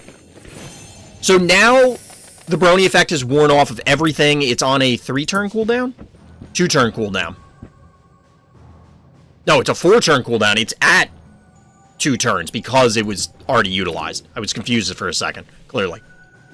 I would have become a Jeeves main, but mainly people spam boss fire ant when I see my Jeeves, so I gave up. Fair. Yeah, Brony seems like it should be real good on Phobos. Alright, so how does the comeback manifest here, Wheels? Because your heart is not looking healthy. 4465, still a sizable amount, but you're taking a good chunk. The cat didn't go down in the retreat, notably. So that means that the cat is still alive to recap this point, which is relevant. Picking off even the minor phobies, we talk about this all the time, but picking off the minor phobies is significant in these games so that your opponent loses map control, loses board advantage, or board presence in this case, so that they can't do things like this. Like, this was an easy recap that didn't have to happen. Granted, I don't know if Alien Engineer could have actually stayed there. It wouldn't have been profitable to kill the cat. But these little things do make a difference. You get a little bees action going down, presumably to set up the Klepto to hit the jar. Not enough, though. That's not enough damage. Do we get a boop from the Hevo? Because the Hevo's got to be online right now, right? You get the mass splash damage to a oh, and it... Wow, that took down the Crushmore also. That's a great play. Like, that's a really good play. I think Jeeves is kind of overrated. I think a lot of it comes down to, and we've talked about it before as we're watching people reposition, it looks like Alien Engineer wants to swing towards the heart, do a Lufee. I think the thing is, people don't have the full scope. Like, nobody has a full collection right now. I mean, we're talking including stress stuff, but it's very difficult to have the appropriate vision for how to deal with or fight certain phobies if you just have an incomplete collection. It's like, oh, well, this thing answers this. Well, sure, I don't have that. Or mine's level 1, so who cares? You know, these are the complicated things. Oh, we get a Cerberus! Look at this! 1 key to 1 key, and this is a fairly dominating position from Wheels after that Brony turn. Alien Engineer couldn't quite capitalize, and it really came down to, I think, the appropriate tactical retreat, we'll call it, from Wheels, both leading into the Brony as well as after the Brony to ensure that minimal losses were taken. And of course, enough health to ensure that you're not just, you know, dying to what's happening.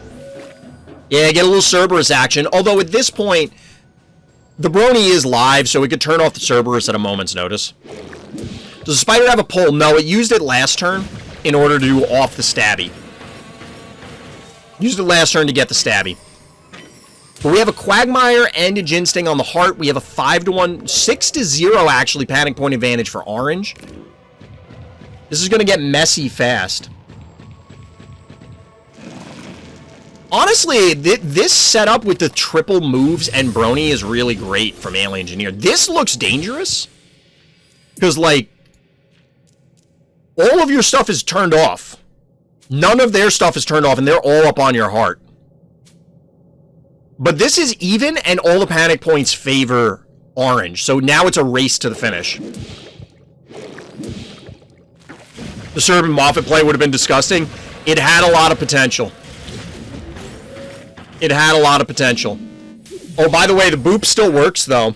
The boop still works, though. So that reduces the damage greatly. It actually locks out the alligator due to the body block, and then you only get 2 hits from this. Like, that's a great heads-up play to reduce the incoming damage. Get a little recap here and the finish on the Klepto, but we're going into the final turn. You can see why. Still over 900 damage coming in. This was a great comeback from Wheels. Shout out to Wheels. I mean, shout out to Alien Engineer, too, for all the Brony plays, because we love to see Brony show up. Evo 2.0 broken, nerf needed. Evo 2.0 is pretty good. But GG Wheels, well played. That was pretty cool. You can beat the Brony. It is possible. It is possible, chat. It is possible for it to happen.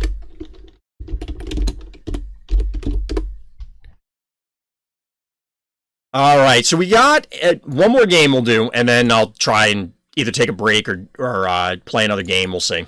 We got another repeat customer here. Becoming a repeat customer. Opponent is Kev.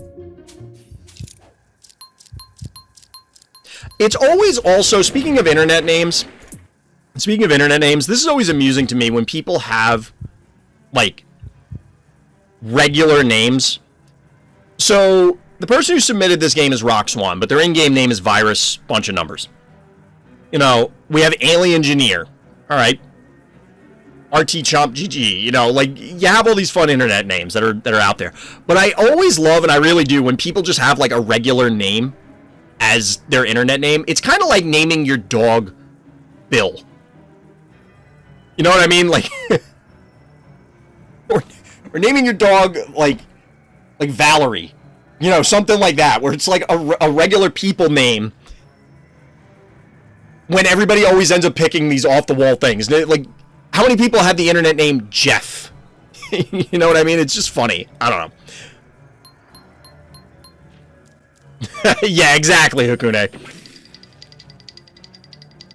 So, we're back on Xylo because we can't get away from Xylo, which, by the way, after doing all those Xylo reviews, we didn't end up on Xylo for playing the game, which was a little surprising. But, we get a Spud rolled out. You love to see Spud in a bank to 7 from our hero here, Virus. You expect some internet name like Killer666 or not something like Tim? Exactly, Strungle. That's why it's funny.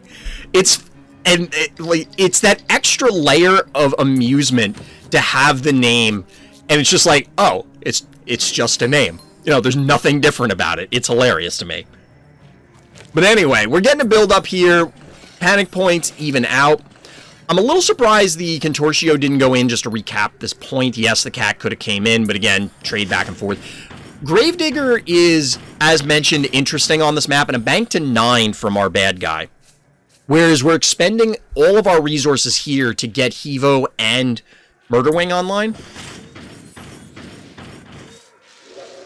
So we get a Hevo 2.0. Speaking of the one of the crucial elements of the last game,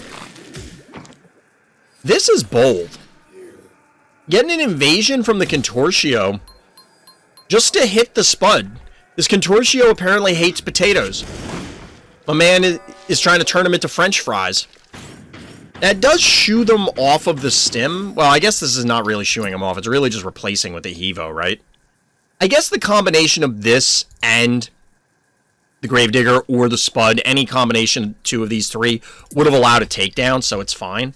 But since the Contortio is gone, now you get a free recap with the cat. It's not really free, but, you know, your opponent is stunted, we'll say. Like, they're not going to be able to immediately get back on here. So we see the dueling spiders come out. In the Discord, something cool happened. Which Discord? The official Discord or mine? Which, by the way, hit up the Random Assaults Discord, especially if you want to get your game reviewed. That's how you do it. If you're watching this on YouTube.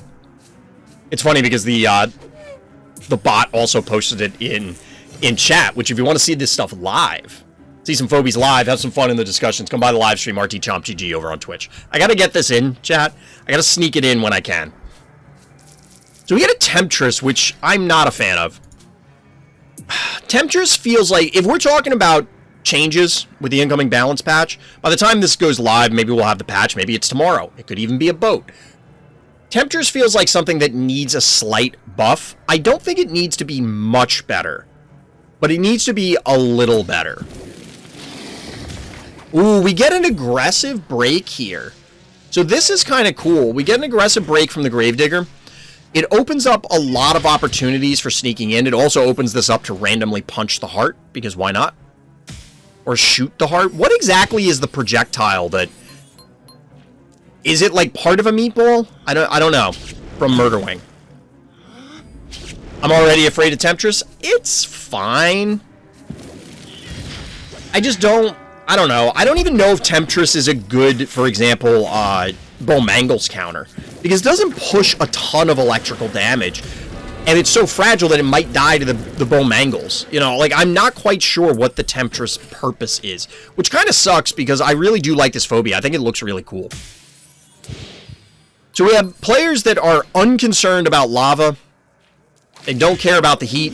We also don't care about Hevo dying on the stim. I have several questions from this turn.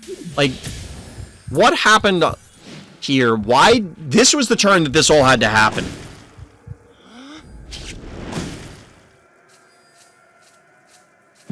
So the lava part, okay, fine, sure. This makes no sense. Is this really worth it? Is this really worth it?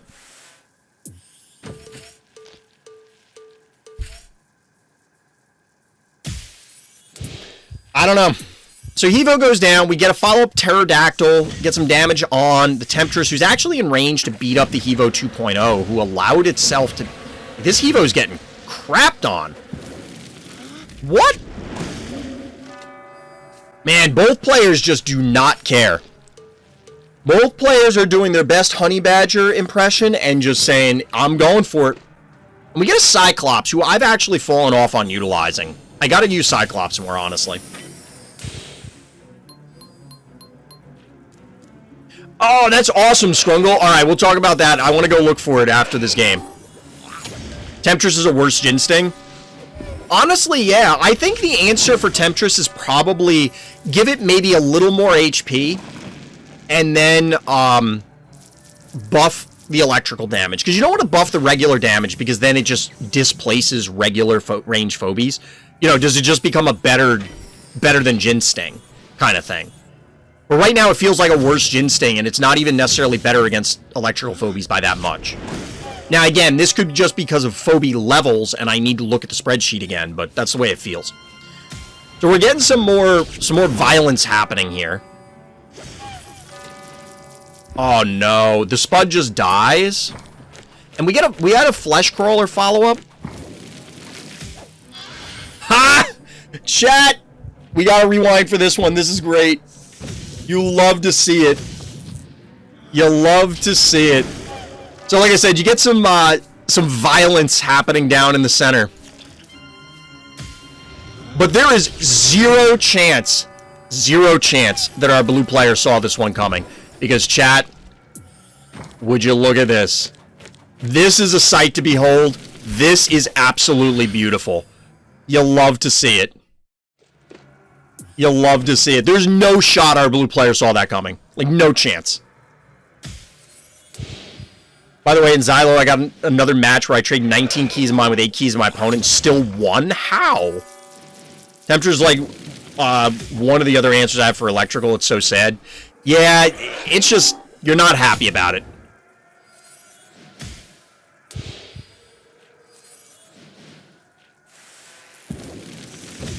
So you got a little zappage going down. The Cyclops notably did not die.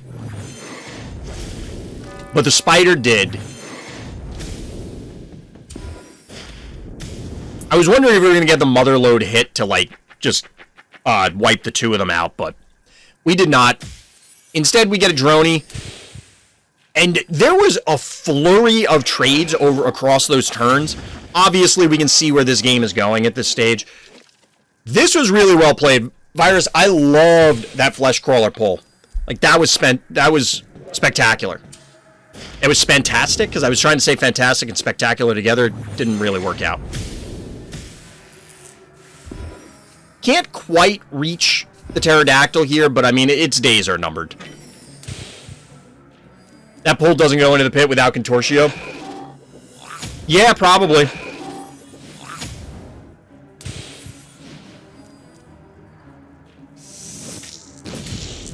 A little zappage going down on the heart. The Temptress made it to the end of the game, chat. Temptress made it to the end of the game.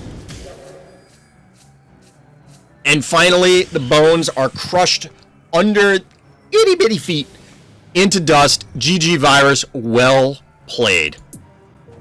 That was actually a pretty hype pull, chat. That was pretty hype. So, what Scrumble pointed out is Scrungle and Slimy came up with an idea. If you're not familiar with this, if you're watching this on YouTube, in the official Discord, there's a fan art section. And is that where you guys were discussing it? But they came up with an idea for a phobie where it's a fusion phobie. Like, you combine two phobies into one. And I did see the discussion about it, which is cool. And somebody had actually made a pixel art out of it.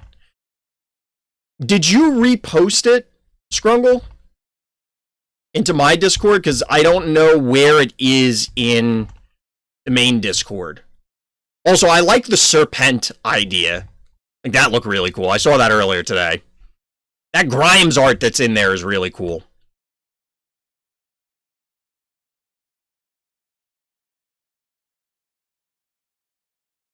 Kivo Giganto. That actually, you know what that reminds me of? The art, but you can hit up the Random Thoughts Discord to check out the art. But that's actually really cool.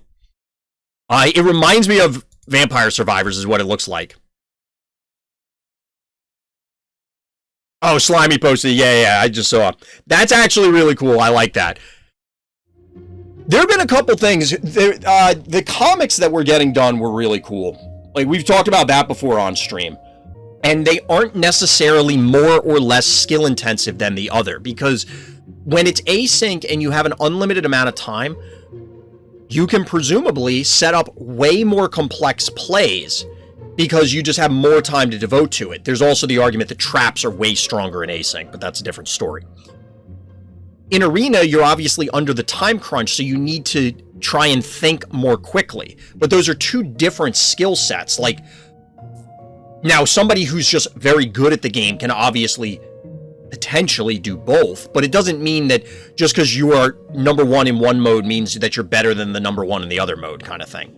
I'm using Arena for grinding, farming, experimenting, and async for serious play, ranking up. Yeah, I mean, I do the opposite because I prefer, I mean, I stream Arena because it's easier, but I also just don't want to, I mean, we were talking about it earlier tonight. Some of these games are going on for weeks, plural now. And it's like, okay, can we ever get to a conclusion? I used to answer stuff like Cerberus and Erratic with Jeeves, because if they get caught, they might never get out, because Jeeves can freeze trap an already frozen enemy. Yes, we saw that happen to someone on a game review a while back. Yeah, I like both modes and dislike different things about each of them. Exactly. Honestly, they should change the surrender mechanics to no punishing before they introduce another set of phobies. I don't know that they can. Streaming async would be great. Yeah, my opponent might respond today. Let's find out. I mean, if I queue up 50 async games, I could sit there and walk through the turns. You know, like I have, let's see, it's 3, 1, 2, 3, 4, 5, 6. I don't know what's going on there. So let's say 7, 8. 24, 25, 26 games right now. 26 turns and just like, I mean, some of them are the first or second turns. There's not a whole lot going on, but some of them are complex board states. So it'd be interesting to talk about it on stream. I don't, because we have the game reviews to do that stuff and I can just pause. You know what I mean? Speaking of game reviews. All right, so we're getting right back into Billy's Room viewer game review. Our hero here is XenonPogs. You know, Pogs came up as a discussion point the other day, and I don't remember why, but people were talking about Pogs, and it was kind of weird. Shout out to anybody who remembers Pogs. Let me know down in the comments if you're watching this on YouTube and you were a big Pogs fan. There was actually, when I was looking at card games, that's too far out of reach, but there was a game that actually used discs kind of like Pogs. And it was a card game. Obviously, it wasn't cards, it was the discs, but it was interesting. I want to try it, because they came in like these starter packs that had 2 factions, so I want to try it out. But getting back to the game, we have, you know, I would say a standard opener, except Creep and Electrocat are weird to start. The answer from our hero here was understandable. It's all mechanicals, avoiding the poison. The Spud is cool. I always love when Spud shows up. Shout out to my Darkwing Duck fans. If you know, you know. But we have an even panic point spread at this stage. Dragonfang is 78. I didn't even notice, honestly. That's not the only game that does that, Atona. It's not the only one. So we get a unicorn follow-up. Panic point advantage going to the blue player and a Hevo here. I don't really like the unicorn in this position. I guess it's one of those, the earlier you get it, the better. The longer you wait, the worse it's going to be, right?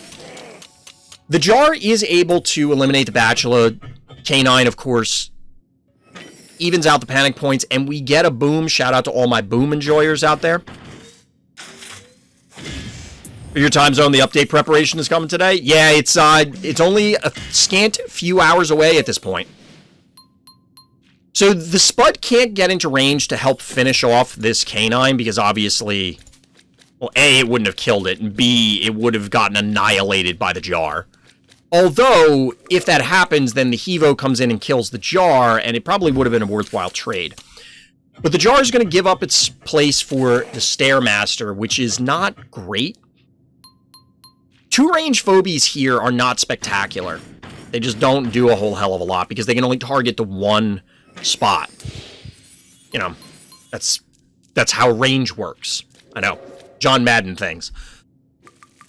The repositioning here is fine. There could be an invade here by the Hevo. And the Hevo... No, the Hevo wouldn't make it out because the boom could step on the stem. Plus this presumably kills this. I'm not going to count it up because we have a Jeeves. Chat was talking about Jeeves not too long ago because we had Rocket Man on this map in my arena game. So, general freeze culture, we'll call it. We're going to get some damage going down onto the Hevo. We can body block the Hevo out from hitting the jar, which is the main reason this is happening. So a bunch of damage goes down, not quite enough to kill it. And this boom just will not do anything. The boom is just hanging on the periphery, waiting for its opportunity. Here comes the Walrus Man. I am the Walrus, cuckoo cuckoo. So we get a trap going down.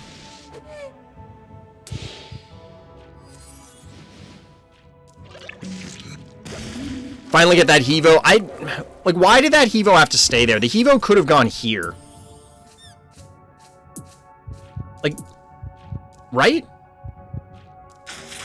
The Hevo hits this. The Hevo could have gone where Spud is. The reason that's relevant is the only way for our orange player to take the Hevo down at that stage is to invade with the, well, you wouldn't even be able to get it because it would be body blocked by the Spud, but, like, the Stairmaster would have to go in. Or the jar has to come off, and then, okay, at least you get the jar. Now everything's protected. It just... The Hevo didn't have to die there. It was going to die eventually, but it didn't have to there.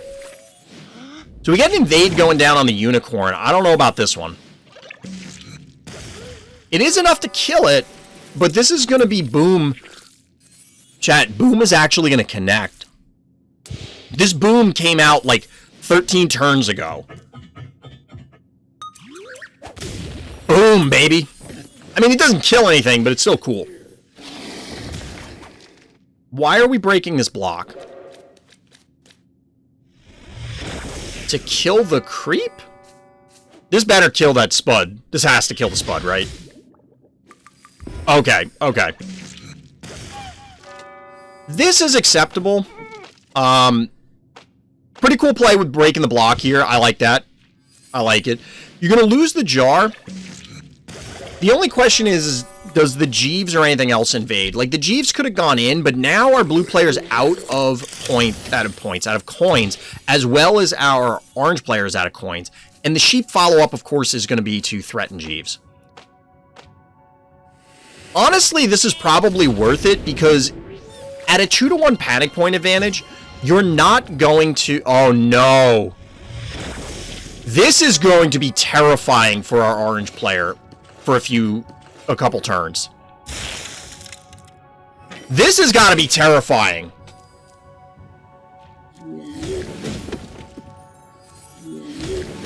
Like, absolutely horrifying. But ultimately, Jeeves puts out a lot of damage, but not quite enough. The two Phobies that were sent in, the Murder Wing and the Gravedigger were just, well, specifically the Gravedigger were just a little too tanky. You're not going to be able to beat up everything through this poison and take all this down fast enough.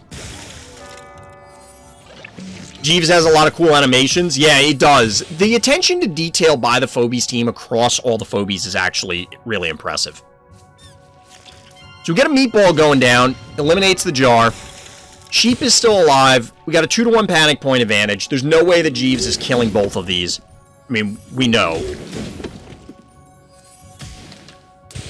What is Jeeves down to? Oh my god, Jeeves tanked all that poison because of the life leech. Sheep hit and all, still managed to tank through all the poison. I mean, it's not going to tank through all this, but... Now you just play keep away with the Murder Wing.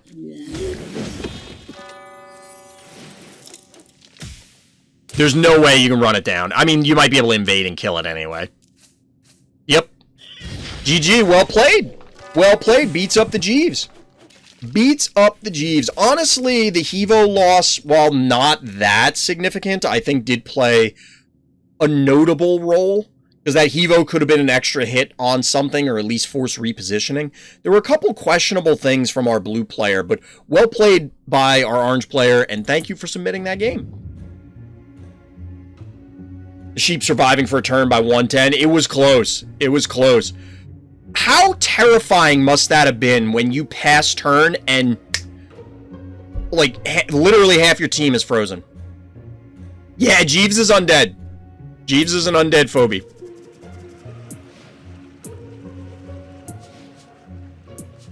It is an undead walrus.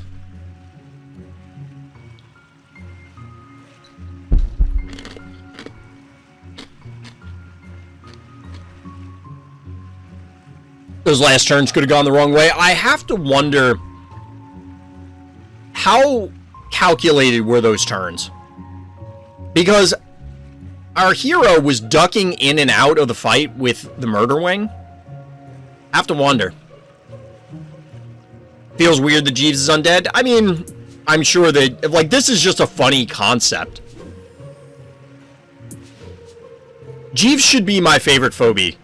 Because Wilford Brimley, RIP, was always the face of diabetes. You know, he was in those commercials years ago. He was like, I have diabetes. And they still make me laugh. And the joke is that both him and Andy Reid, the NFL coach, both of them look like each other.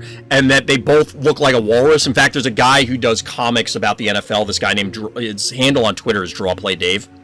And, get it? Because it's a play on words. He draws comics and the Draw Play. And I guess his name is Dave. So he does these comics. And what he does is whenever he draws Andy Reid, he always draws Andy Reid as a walrus. But no one interacts with him being a walrus. He's just a walrus. Which makes it even funnier. Like, everybody's just like, yeah, Andy Reid is a walrus. And everyone who reads the comic, if you've ever seen Andy Reid, yeah, my man looks like a walrus. I don't know what to tell you. Would Jeeves' tusks technically elongate when he stabs him into the ground and then they come piercing through the ground in the opposite direction? I mean, yes, technically. That's the point. Jeeves is scary depending on how good you place trap. If it goes well, your opponent starts considering a rage quit. There is a psychological element to this, especially with traps. Also, is it just me thought Jeeves would have been lanky and skeletal? I don't know. He just looked like that. Yeah, like naming it Jeeves, I don't quite know. Given how many pop culture references and other things that are in Phobies and how, like, we've talked about them a lot. That there's, whether it's a flavor text, the phobia itself, whatever the reference is, there's a lot of real-world references that come in. I don't know what this one is supposed to be. How many keys is Yeti? I don't have the foggiest idea, and I can't verify for you. We have seen it in a game. I want to say it's 6 or 7, but I could be wrong. DT probably knows. And I know there's somebody in the official Phobies Discord who has, like, all the stuff tracked in a screenshot. I should track that down. The question does come up fairly commonly. Whoop. Updating the Discord real quick. Good old Discord. I'm going to have to clean up, like, what games were done. like, actually remove the post because it's getting so long. Because we've done, no joke, this weekend, like, see, we've done almost 30 games. We're going to do our 30th game now.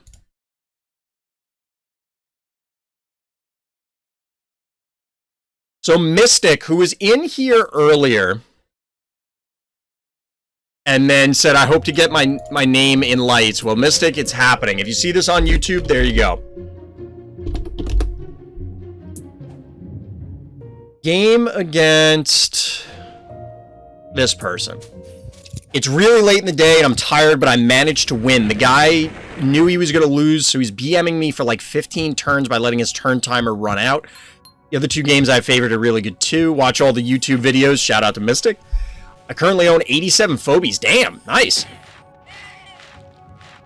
Oh yeah, Mystic, you'll see this on YouTube. Don't worry. Don't worry. You're in Doomsday 3. Alright, cool. So let's see. We're zoning in here again on Billy's room. I'm telling you, it comes in clusters, Chad. I don't get it. So, we had a somewhat regular opening from Mystic. The Unicorn does allow them to bank to 4 keys, which I like. I tend to go for more panic point control, but I can appreciate this. The Unicorn's a pseudo-stabby. But speaking of stabby, we have a stabby on the other side of the board as well as a newly dead. You get out to an early advantage, but this is kind of threatening.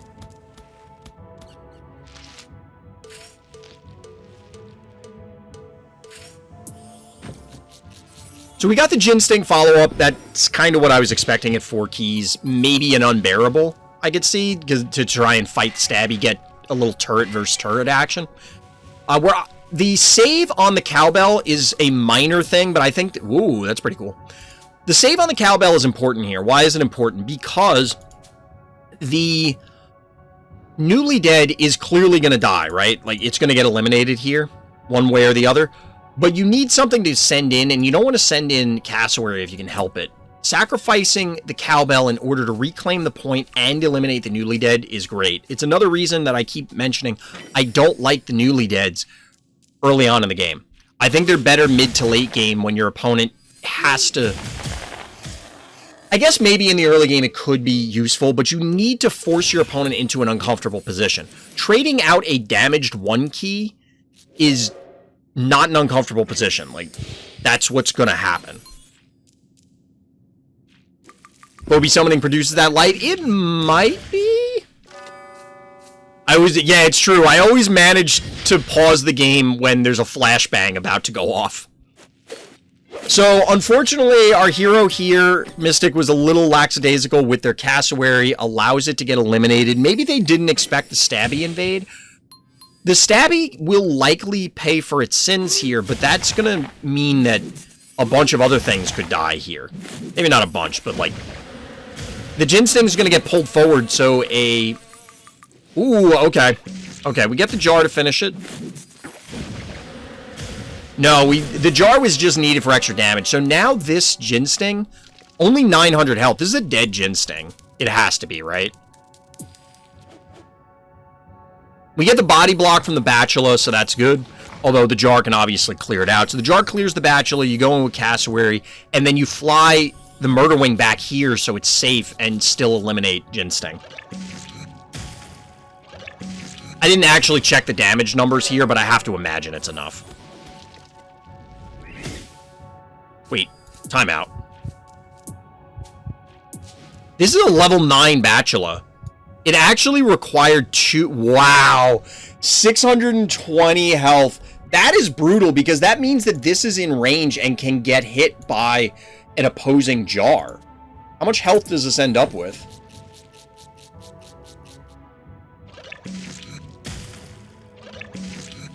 This has got to be infuriating for the orange player. That's a dead jar. That's actually huge, chat. That is huge. Because, yes, you're going to get this kill here. I think you still do this. Maybe you don't. Maybe you wait to kill it later, because now they can eliminate your Cassowary, retake the point to body block, and then just snipe your jar with theirs.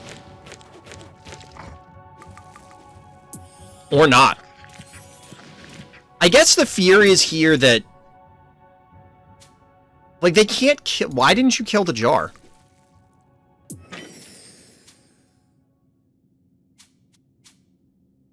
I guess the fear is if you walk it in range, they swing down Jin Sting and kill the jar?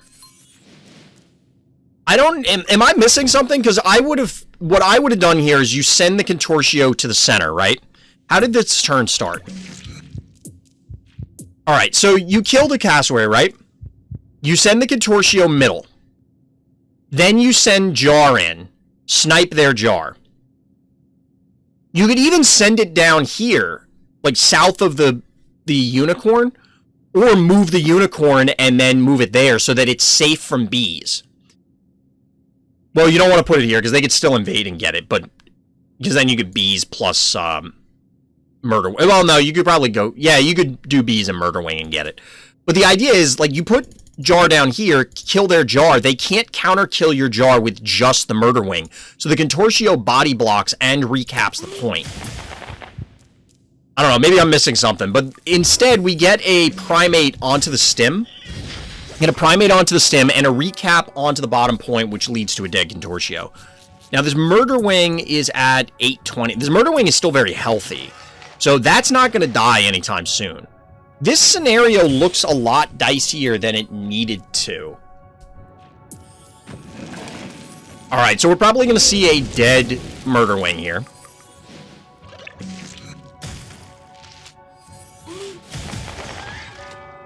Dead murder wing. And we get a repositioning by the primate, a little bit, a little patient by our hero here.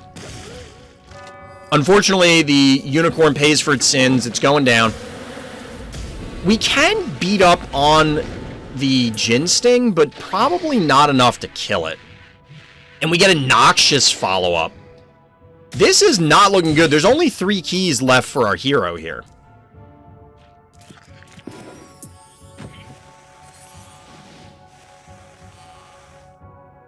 So we get Bow Mangles as the final phobie added to the fight.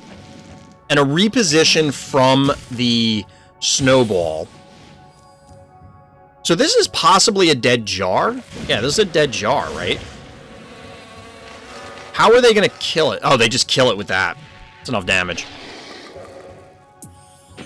I thought they might have needed to do, like, finish with the Jar or use Noxious or something, but not necessary. So 2-0 panic point advantage still. We get the leap here. Probably get Snowball to kill it. And we get the takedown on Jin Sting. So things are evening out a little bit, but of course, 0 keys remaining for either player. We get a heal on the Jar. Sure.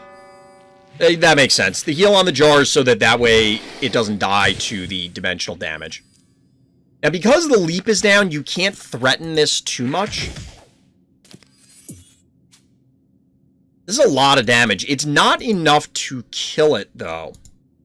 1,600 health. It's only going to be able to deal about 1,400. Not quite, but almost. And we get the reposition here. Now, the Bow Mangles is in danger of just getting crapped on.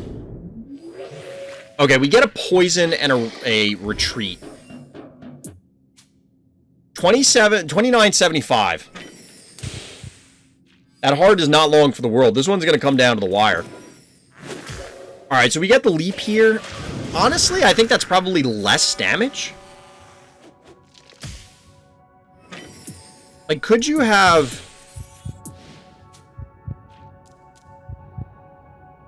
$1,200? I guess it doesn't matter. You need the leap no matter what. Like, you need the 3 hits.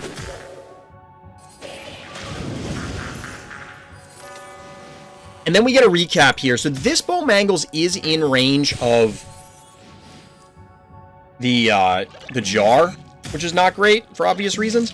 But now it's basically Jar versus the world, because you can pull back with the Bow Mangles, cap the top point maybe with the primate, because you're tanking out the poison thanks to the damage you did. To a degree, anyway.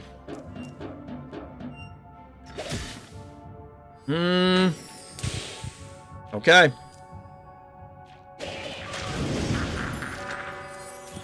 I think this is, yeah, this is basically, you recap this and now they can't do anything.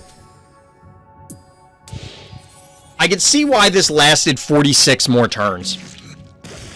Or up to 46 turns. We're not going to wait it out, chat, because we know that orange player can't win. And it was already stated that we got a little BM going on. There's nothing they can do because as soon as they set foot in range, this game is over. But GG, well played, Mystic, because that was looking nasty. That was looking real bad, but you held on. You toughed it out. We had a number of those games tonight where the hero of the story ended up not surrendering and then fighting it out and got there. So, GG. Yeah, we're just going to skip the rest of this one. We know how this ends. But that absolutely... we talked about it earlier. There are people who BM in Phobies. In Arena, it's easier, obviously. You could do the same thing there in Async and just drag it out to be a pain in the neck. But there are very few people who actually do it, thankfully. Because honestly, I don't know that there's a way that they can address it. They being the devs. Short of having, like, people submit the reviews for manual analysis. It's not as though, you know, like, the common one is Hearthstone. People spamming emotes for, like, forever or roping or something, because you can make the turn timer run down faster in those games. You know, like, if they wait it out.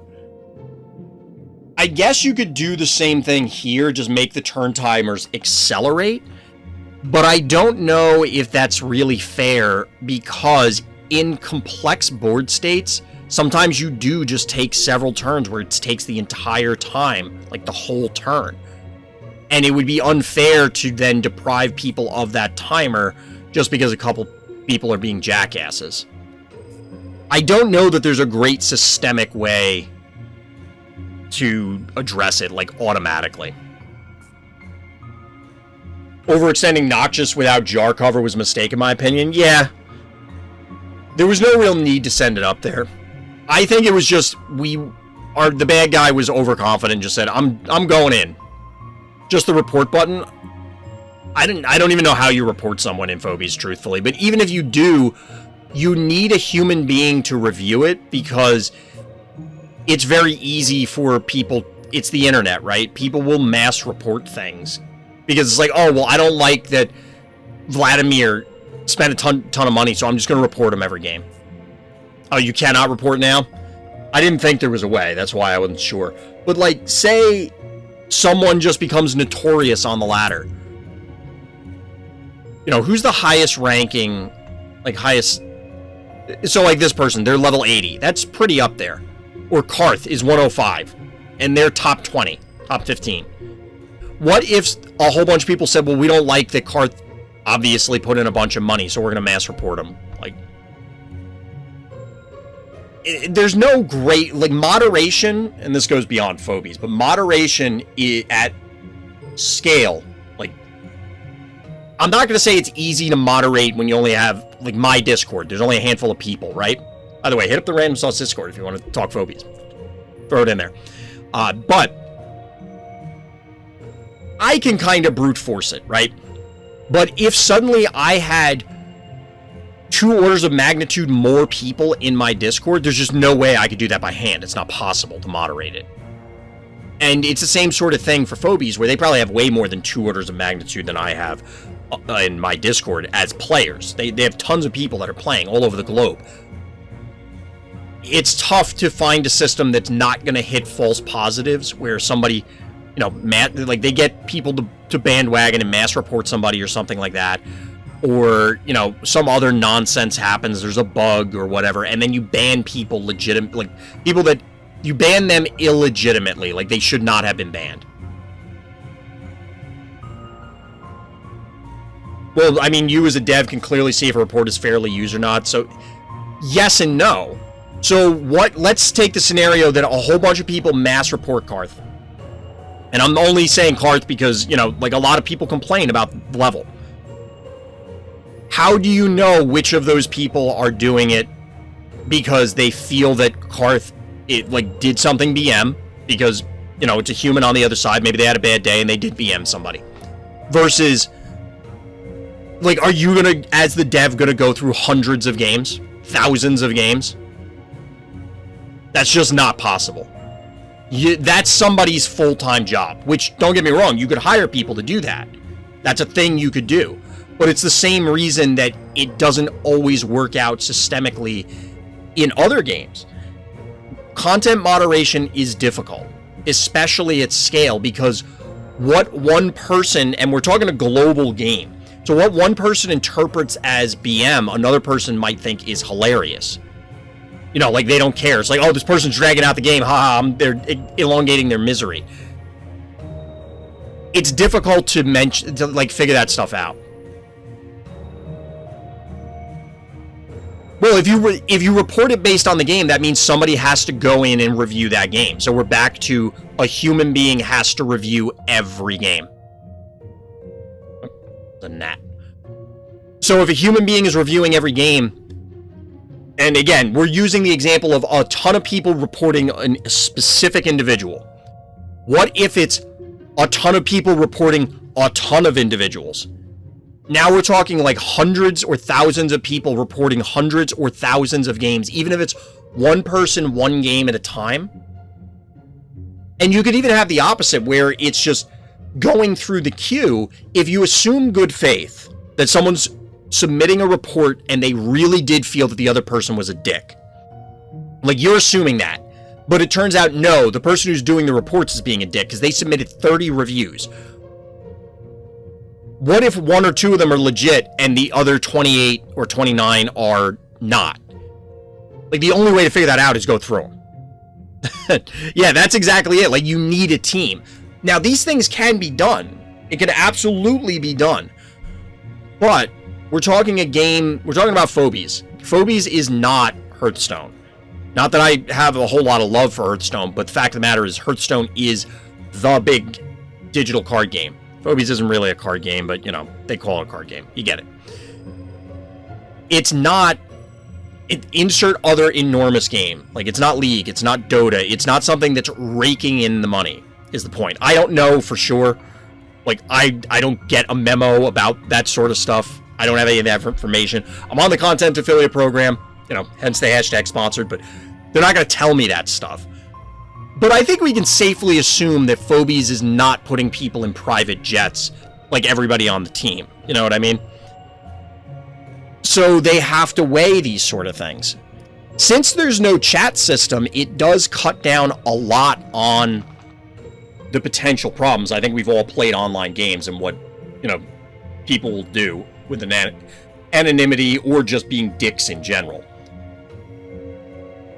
But I think that there is value. Like, they have to come up with a different way to prevent this nonsense. Like, X number of undos a turn. Now, people will still abuse it. So say you get 4 undos a turn. Or number of Phobies plus 1 undos. And even then, that would have negative ramifications on players that are trying to find the optimal plays. It's just tough. Given the way that Phobies works, it's tough. It's been around a minute. I guess it's... I mean, but the thing is, keeping the lights on is not necessarily Scrooge McDucking it, you know what I mean? It's a card game because the stats have a card-like design, but the gameplay is completely different from a standard card game. At the same time, it could be a weird way to make it a different target of people as well. Yeah, I don't really picture Phobies as a card game. Like, I really don't. Get a little hydrate action.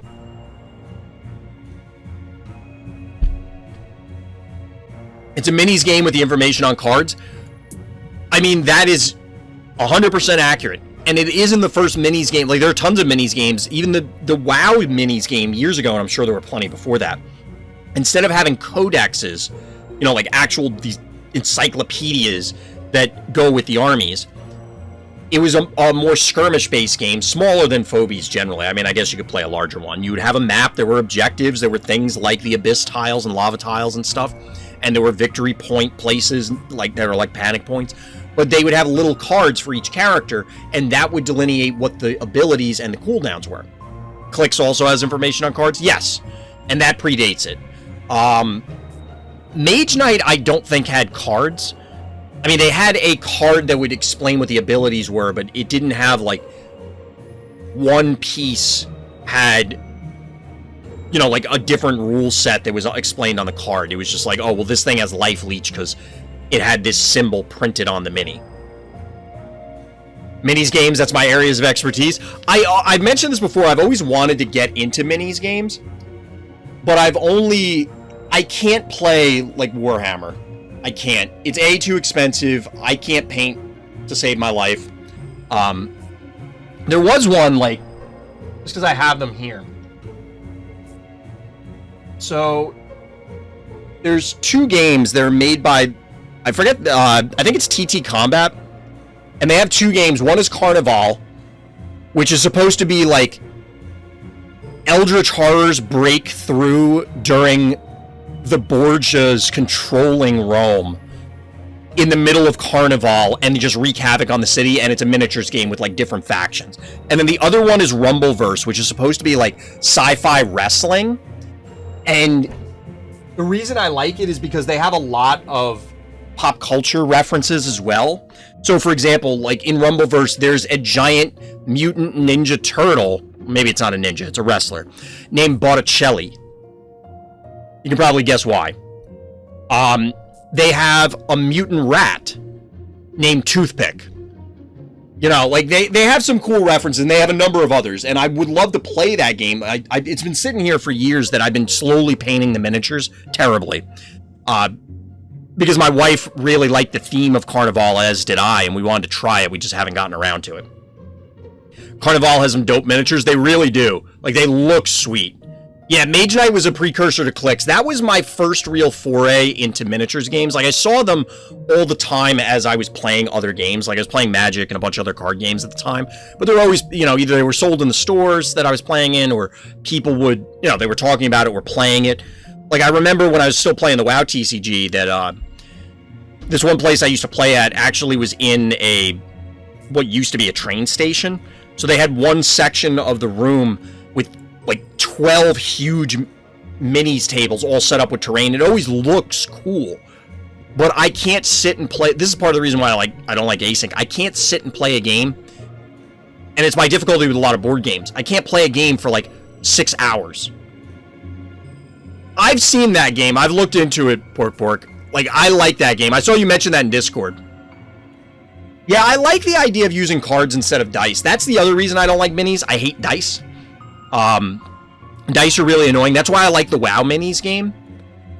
The World of Warcraft minis game, which died before the card game, it didn't even make the transition from Upper Deck to Cryptozoic. I thought that had some really cool mechanics that I really liked. I also really enjoy, I mentioned it before, speaking of Teenage Mutant Ninja Turtles, the IDW games, board games. It is one that, it's a scenario-based one. You can do PvP.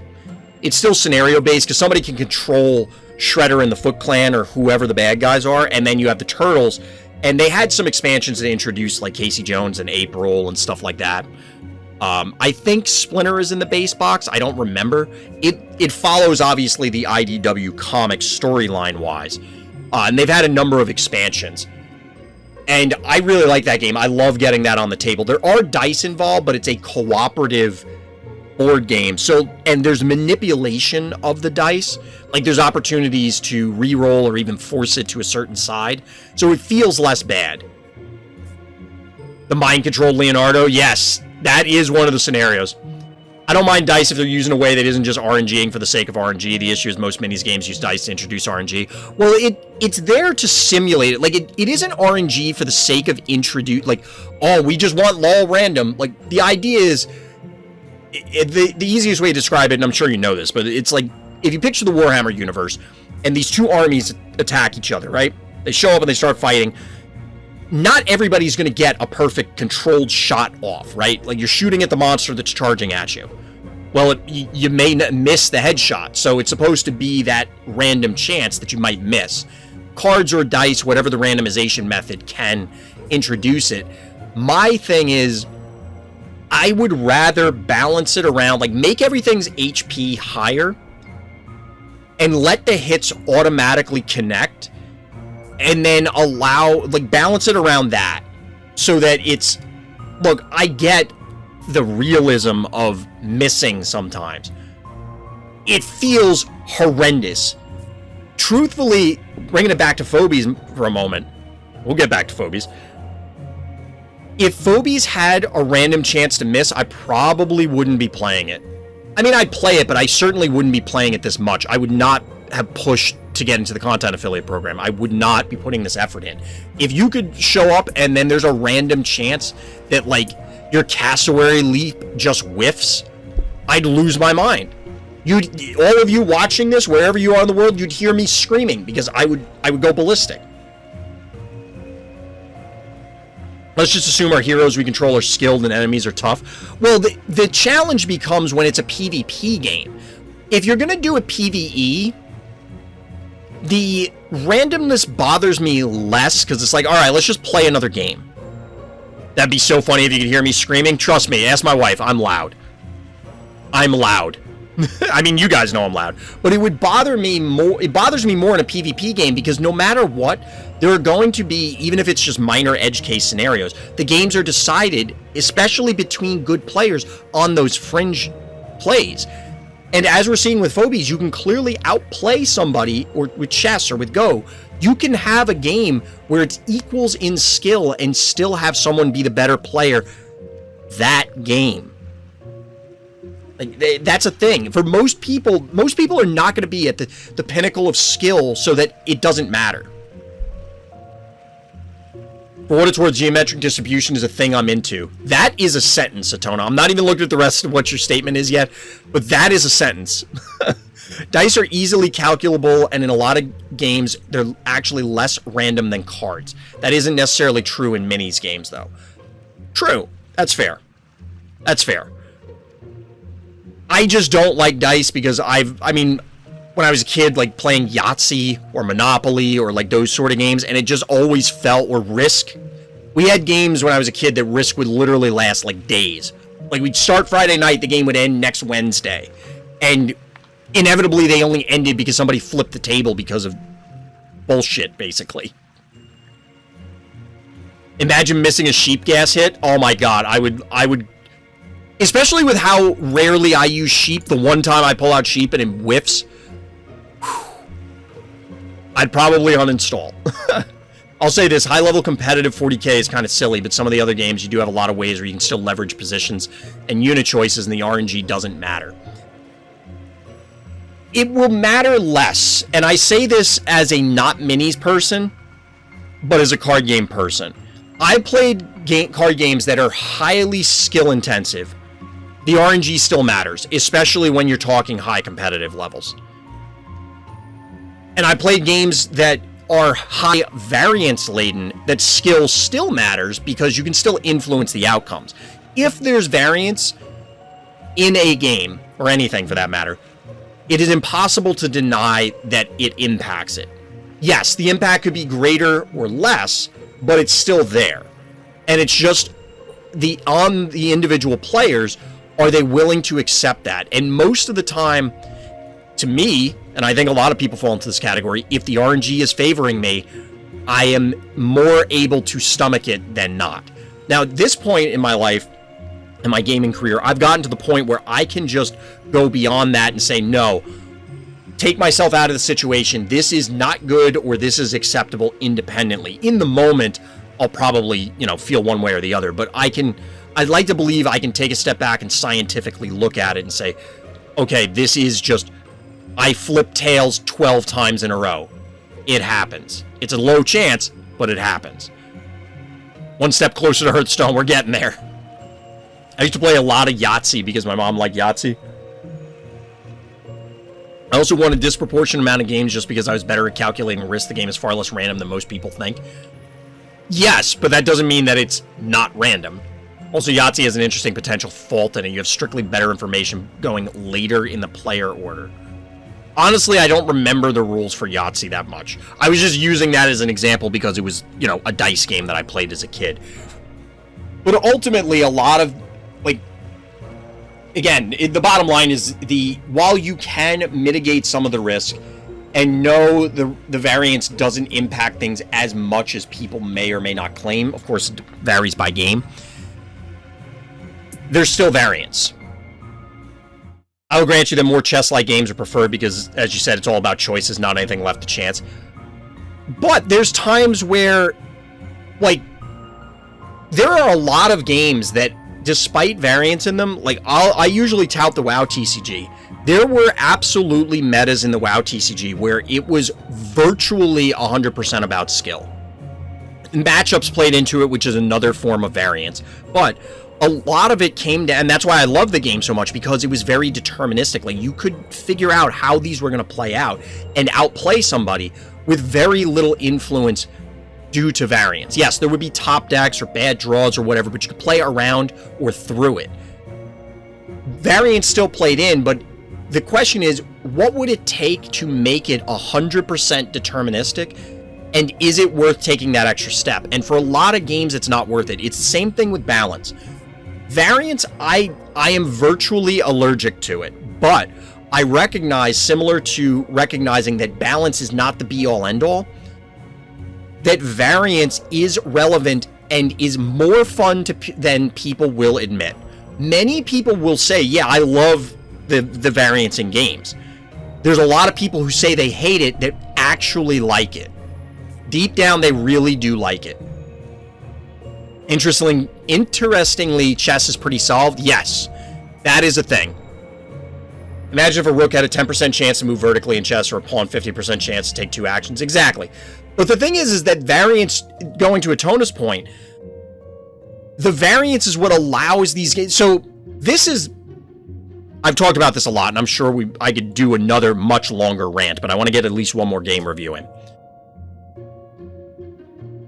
If I lived forever, I would eventually learn to like the games that are more variance-laden.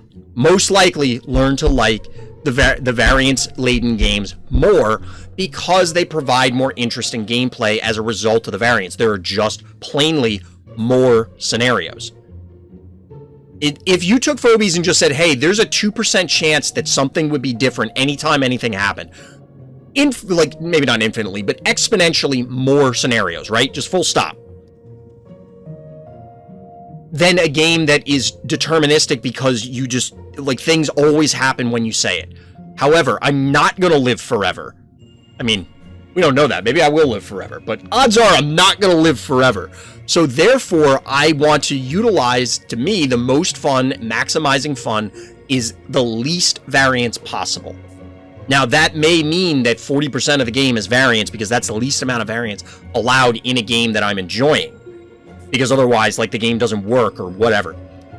But to me, I choose the less variance-laden things, and I don't fault people for wanting more variance. It's just the things that I personally like. Mage mirrors and WoW were hilarious. If I recall, at a regional higher level event, the only mage mirrors anyone from Iowa lost was to another player from Iowa. Nobody liked playing mage decks, though, so we ended up underperforming a lot. Fair.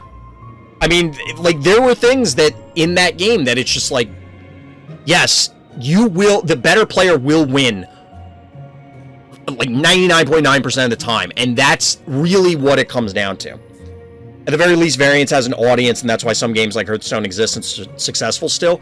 I don't think Hearthstone's success is not really due to the variance, truthfully. It is a component. It probably helps to keep the casual atmosphere, because it's like, oh, lol, random. But I think that they could have had a super serious, hardcore game and tacked on all of the cutesy stuff, all of the, like, the way the animations look, the in-jokes, having goofy-ass murlocs and stuff all the time. Like, all of those things, and Reno Jackson and all the other nonsense, and I'm not saying that in a derogatory way, it's just some of it's nonsense. They could have had all that and still probably had the booming success they did because most people just wouldn't interact with the game on that level. You know what the trick to winning the Mage Mirror was? Playing less cards. The person that acted first would lose the majority of the time. That is a lesson you learn in 1993 playing Magic. Maybe 94. What year was the deck a thing? Like, the deck. 95? It was at one of the first Pro Tours, I think. But basically, that's the answer to control mirrors. Don't play anything. Whoever goes first loses. Like, not go first, like take the first turn, but whoever plays the first actual card loses.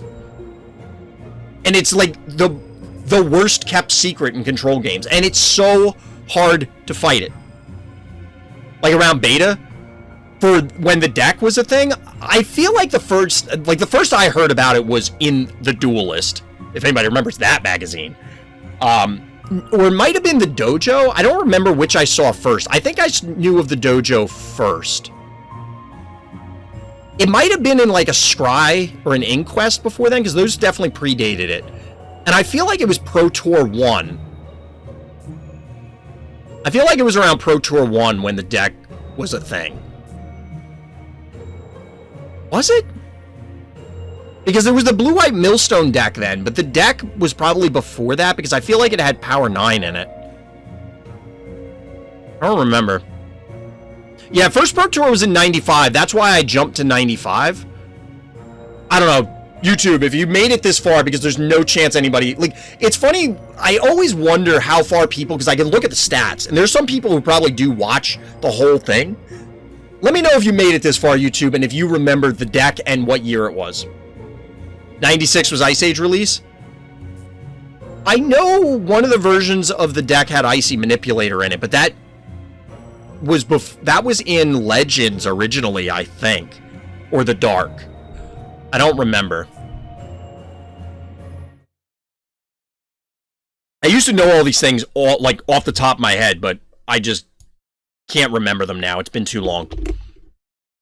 I used to also have like stupid encyclopedic knowledge of like I knew every card that existed and exactly what the text was and all the Oracle stuff, and that's all lost to the annals of time. Anyways, I'm level 14 and game away from reaching primals. I want you to review my game and tell me what I do versus this player. Really high level phobies. All right, so this person is double the phobie level. This our hero here is Kratosss. They are level 13. Bad guy in the blue here is level 23 or 10 levels higher. I don't know why I said double.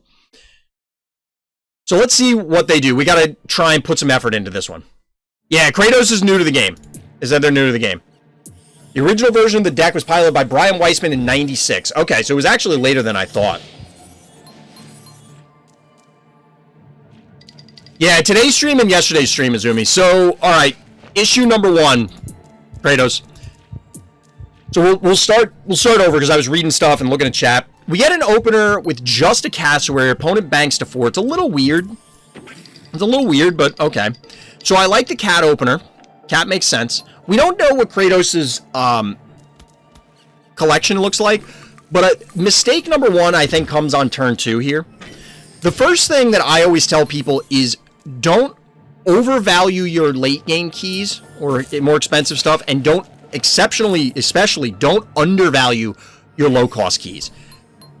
I don't think erratic is really what you want here. Given this is low level, low stress level, I kind of expect that the erratic, you know, a lot of clustering happens on this map. A lot of people don't really know how to utilize things on this map, but you open yourself up to this, namely issues with the traps, and just kind of getting blown out because you invested so much so early. You've given up a lot of map control here. You also did not need this jar. The jar might have been fine anyway, but ultimately, I'm not going to rewind any further.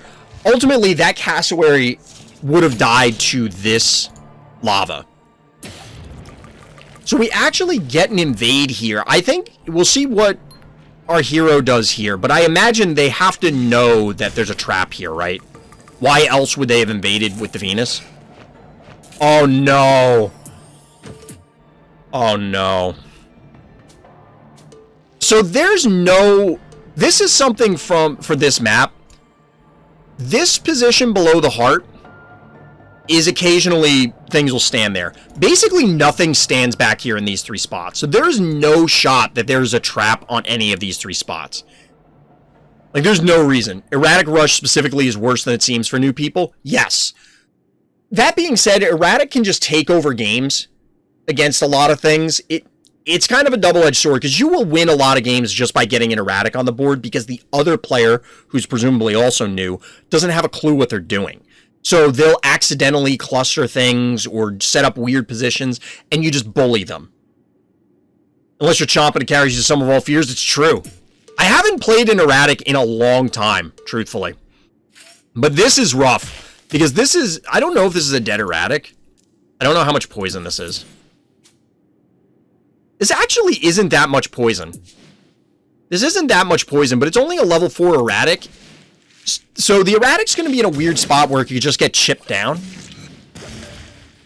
But yeah, you have to anticipate that the... there's no reason to... so here's another thing. Even if you didn't know that the trap was here, there was literally no reason to put Erratic back here. Like, none.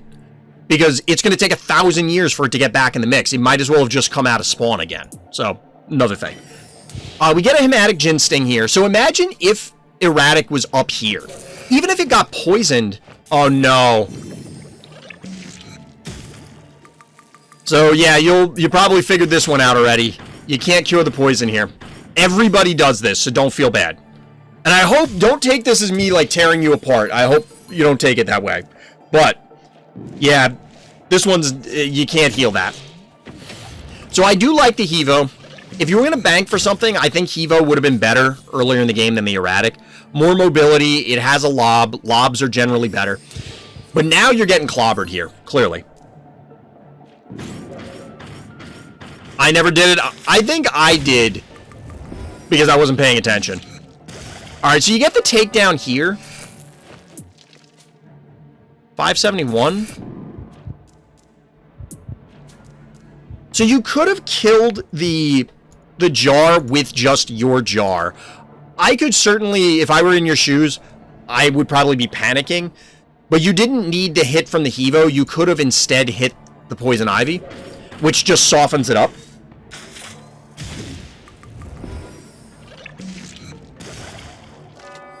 Because the boost from the stim would have been sufficient. I'm not sure what the Erratic is doing here. You absolutely would have wanted it here. I mean, I guess the concern is that a Gin Sting, like, bees splash or something. I have no idea what your opponent is doing here, because this is super dangerous. We saw this happen like 3 times already tonight on a different map, but... I mean, I get it. Invade and take their stim and then blow up their stuff next turn. You have 3 planning points, but, like... yeah, I know I put an undead on a spot once and then never again. Once you do it once, you never forget, kind of thing. So you get the takedown on Poison Ivy. Oh, you do have Gesundheit. I was going to ask what the next thing is, but this is how the game turns. Oh, no, wait. I would have allowed... I don't... The Leprechaun... This thing's got to be awful. I refuse to believe that you didn't have something better than this. There's just no chance you didn't have something better than this. And even in this scenario, as long as it isn't an undead, you can plop it out here to whack the Gin Sting after you kill the Poison Ivy and then walk it to the spa, or if it's mechanical, you know, whatever. The Hevo would have gotten 1 more hit here. I think it invested a single hit on this. And it wouldn't have been enough. Maybe it did 2 hits. I think you have to kill the Gin Sting, is the point. The Gin Sting is the bigger threat than the Poison Ivy. Yeah, chat's agreeing, yeah. You have to... 945, yeah. Yeah, we don't know if they have Clinico or not.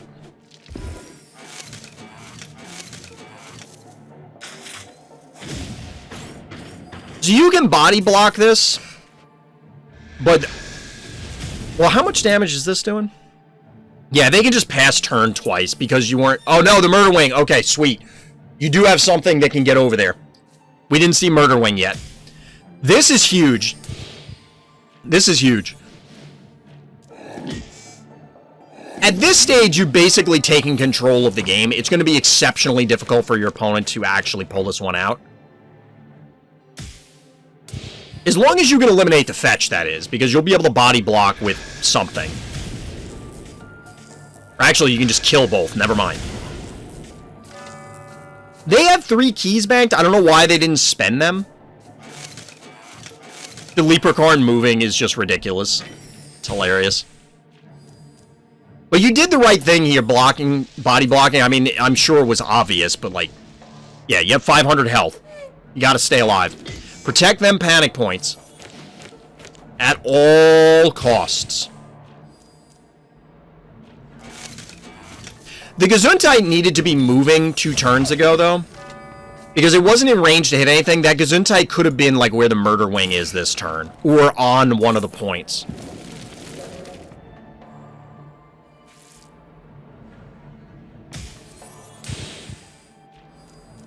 So while I appreciate the erratic moving... Well, I guess it doesn't matter. I was going to say something about the erratic not ending up on lava, but who cares?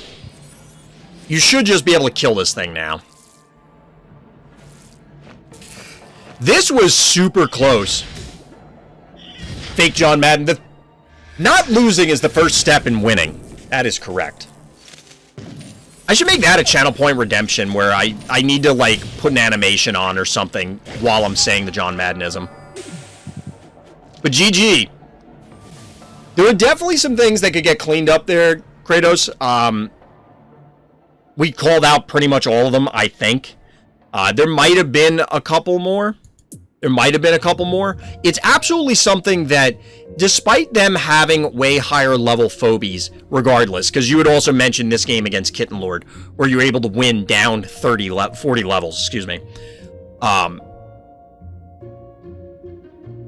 You do need to clean up a couple things. And like I said, don't take that as trying to be insulting or anything like that. It's just, you had asked for the feedback, and I hopefully call that out in everybody's game. Like, I try to make it a point of when I do or don't like plays from either player, so I think it's important to recognize that stuff, because as you saw, even though somebody is way higher level, and like this is ridiculous, 54 against 14, this probably is worse than a level 40 against a level 80 kind of thing.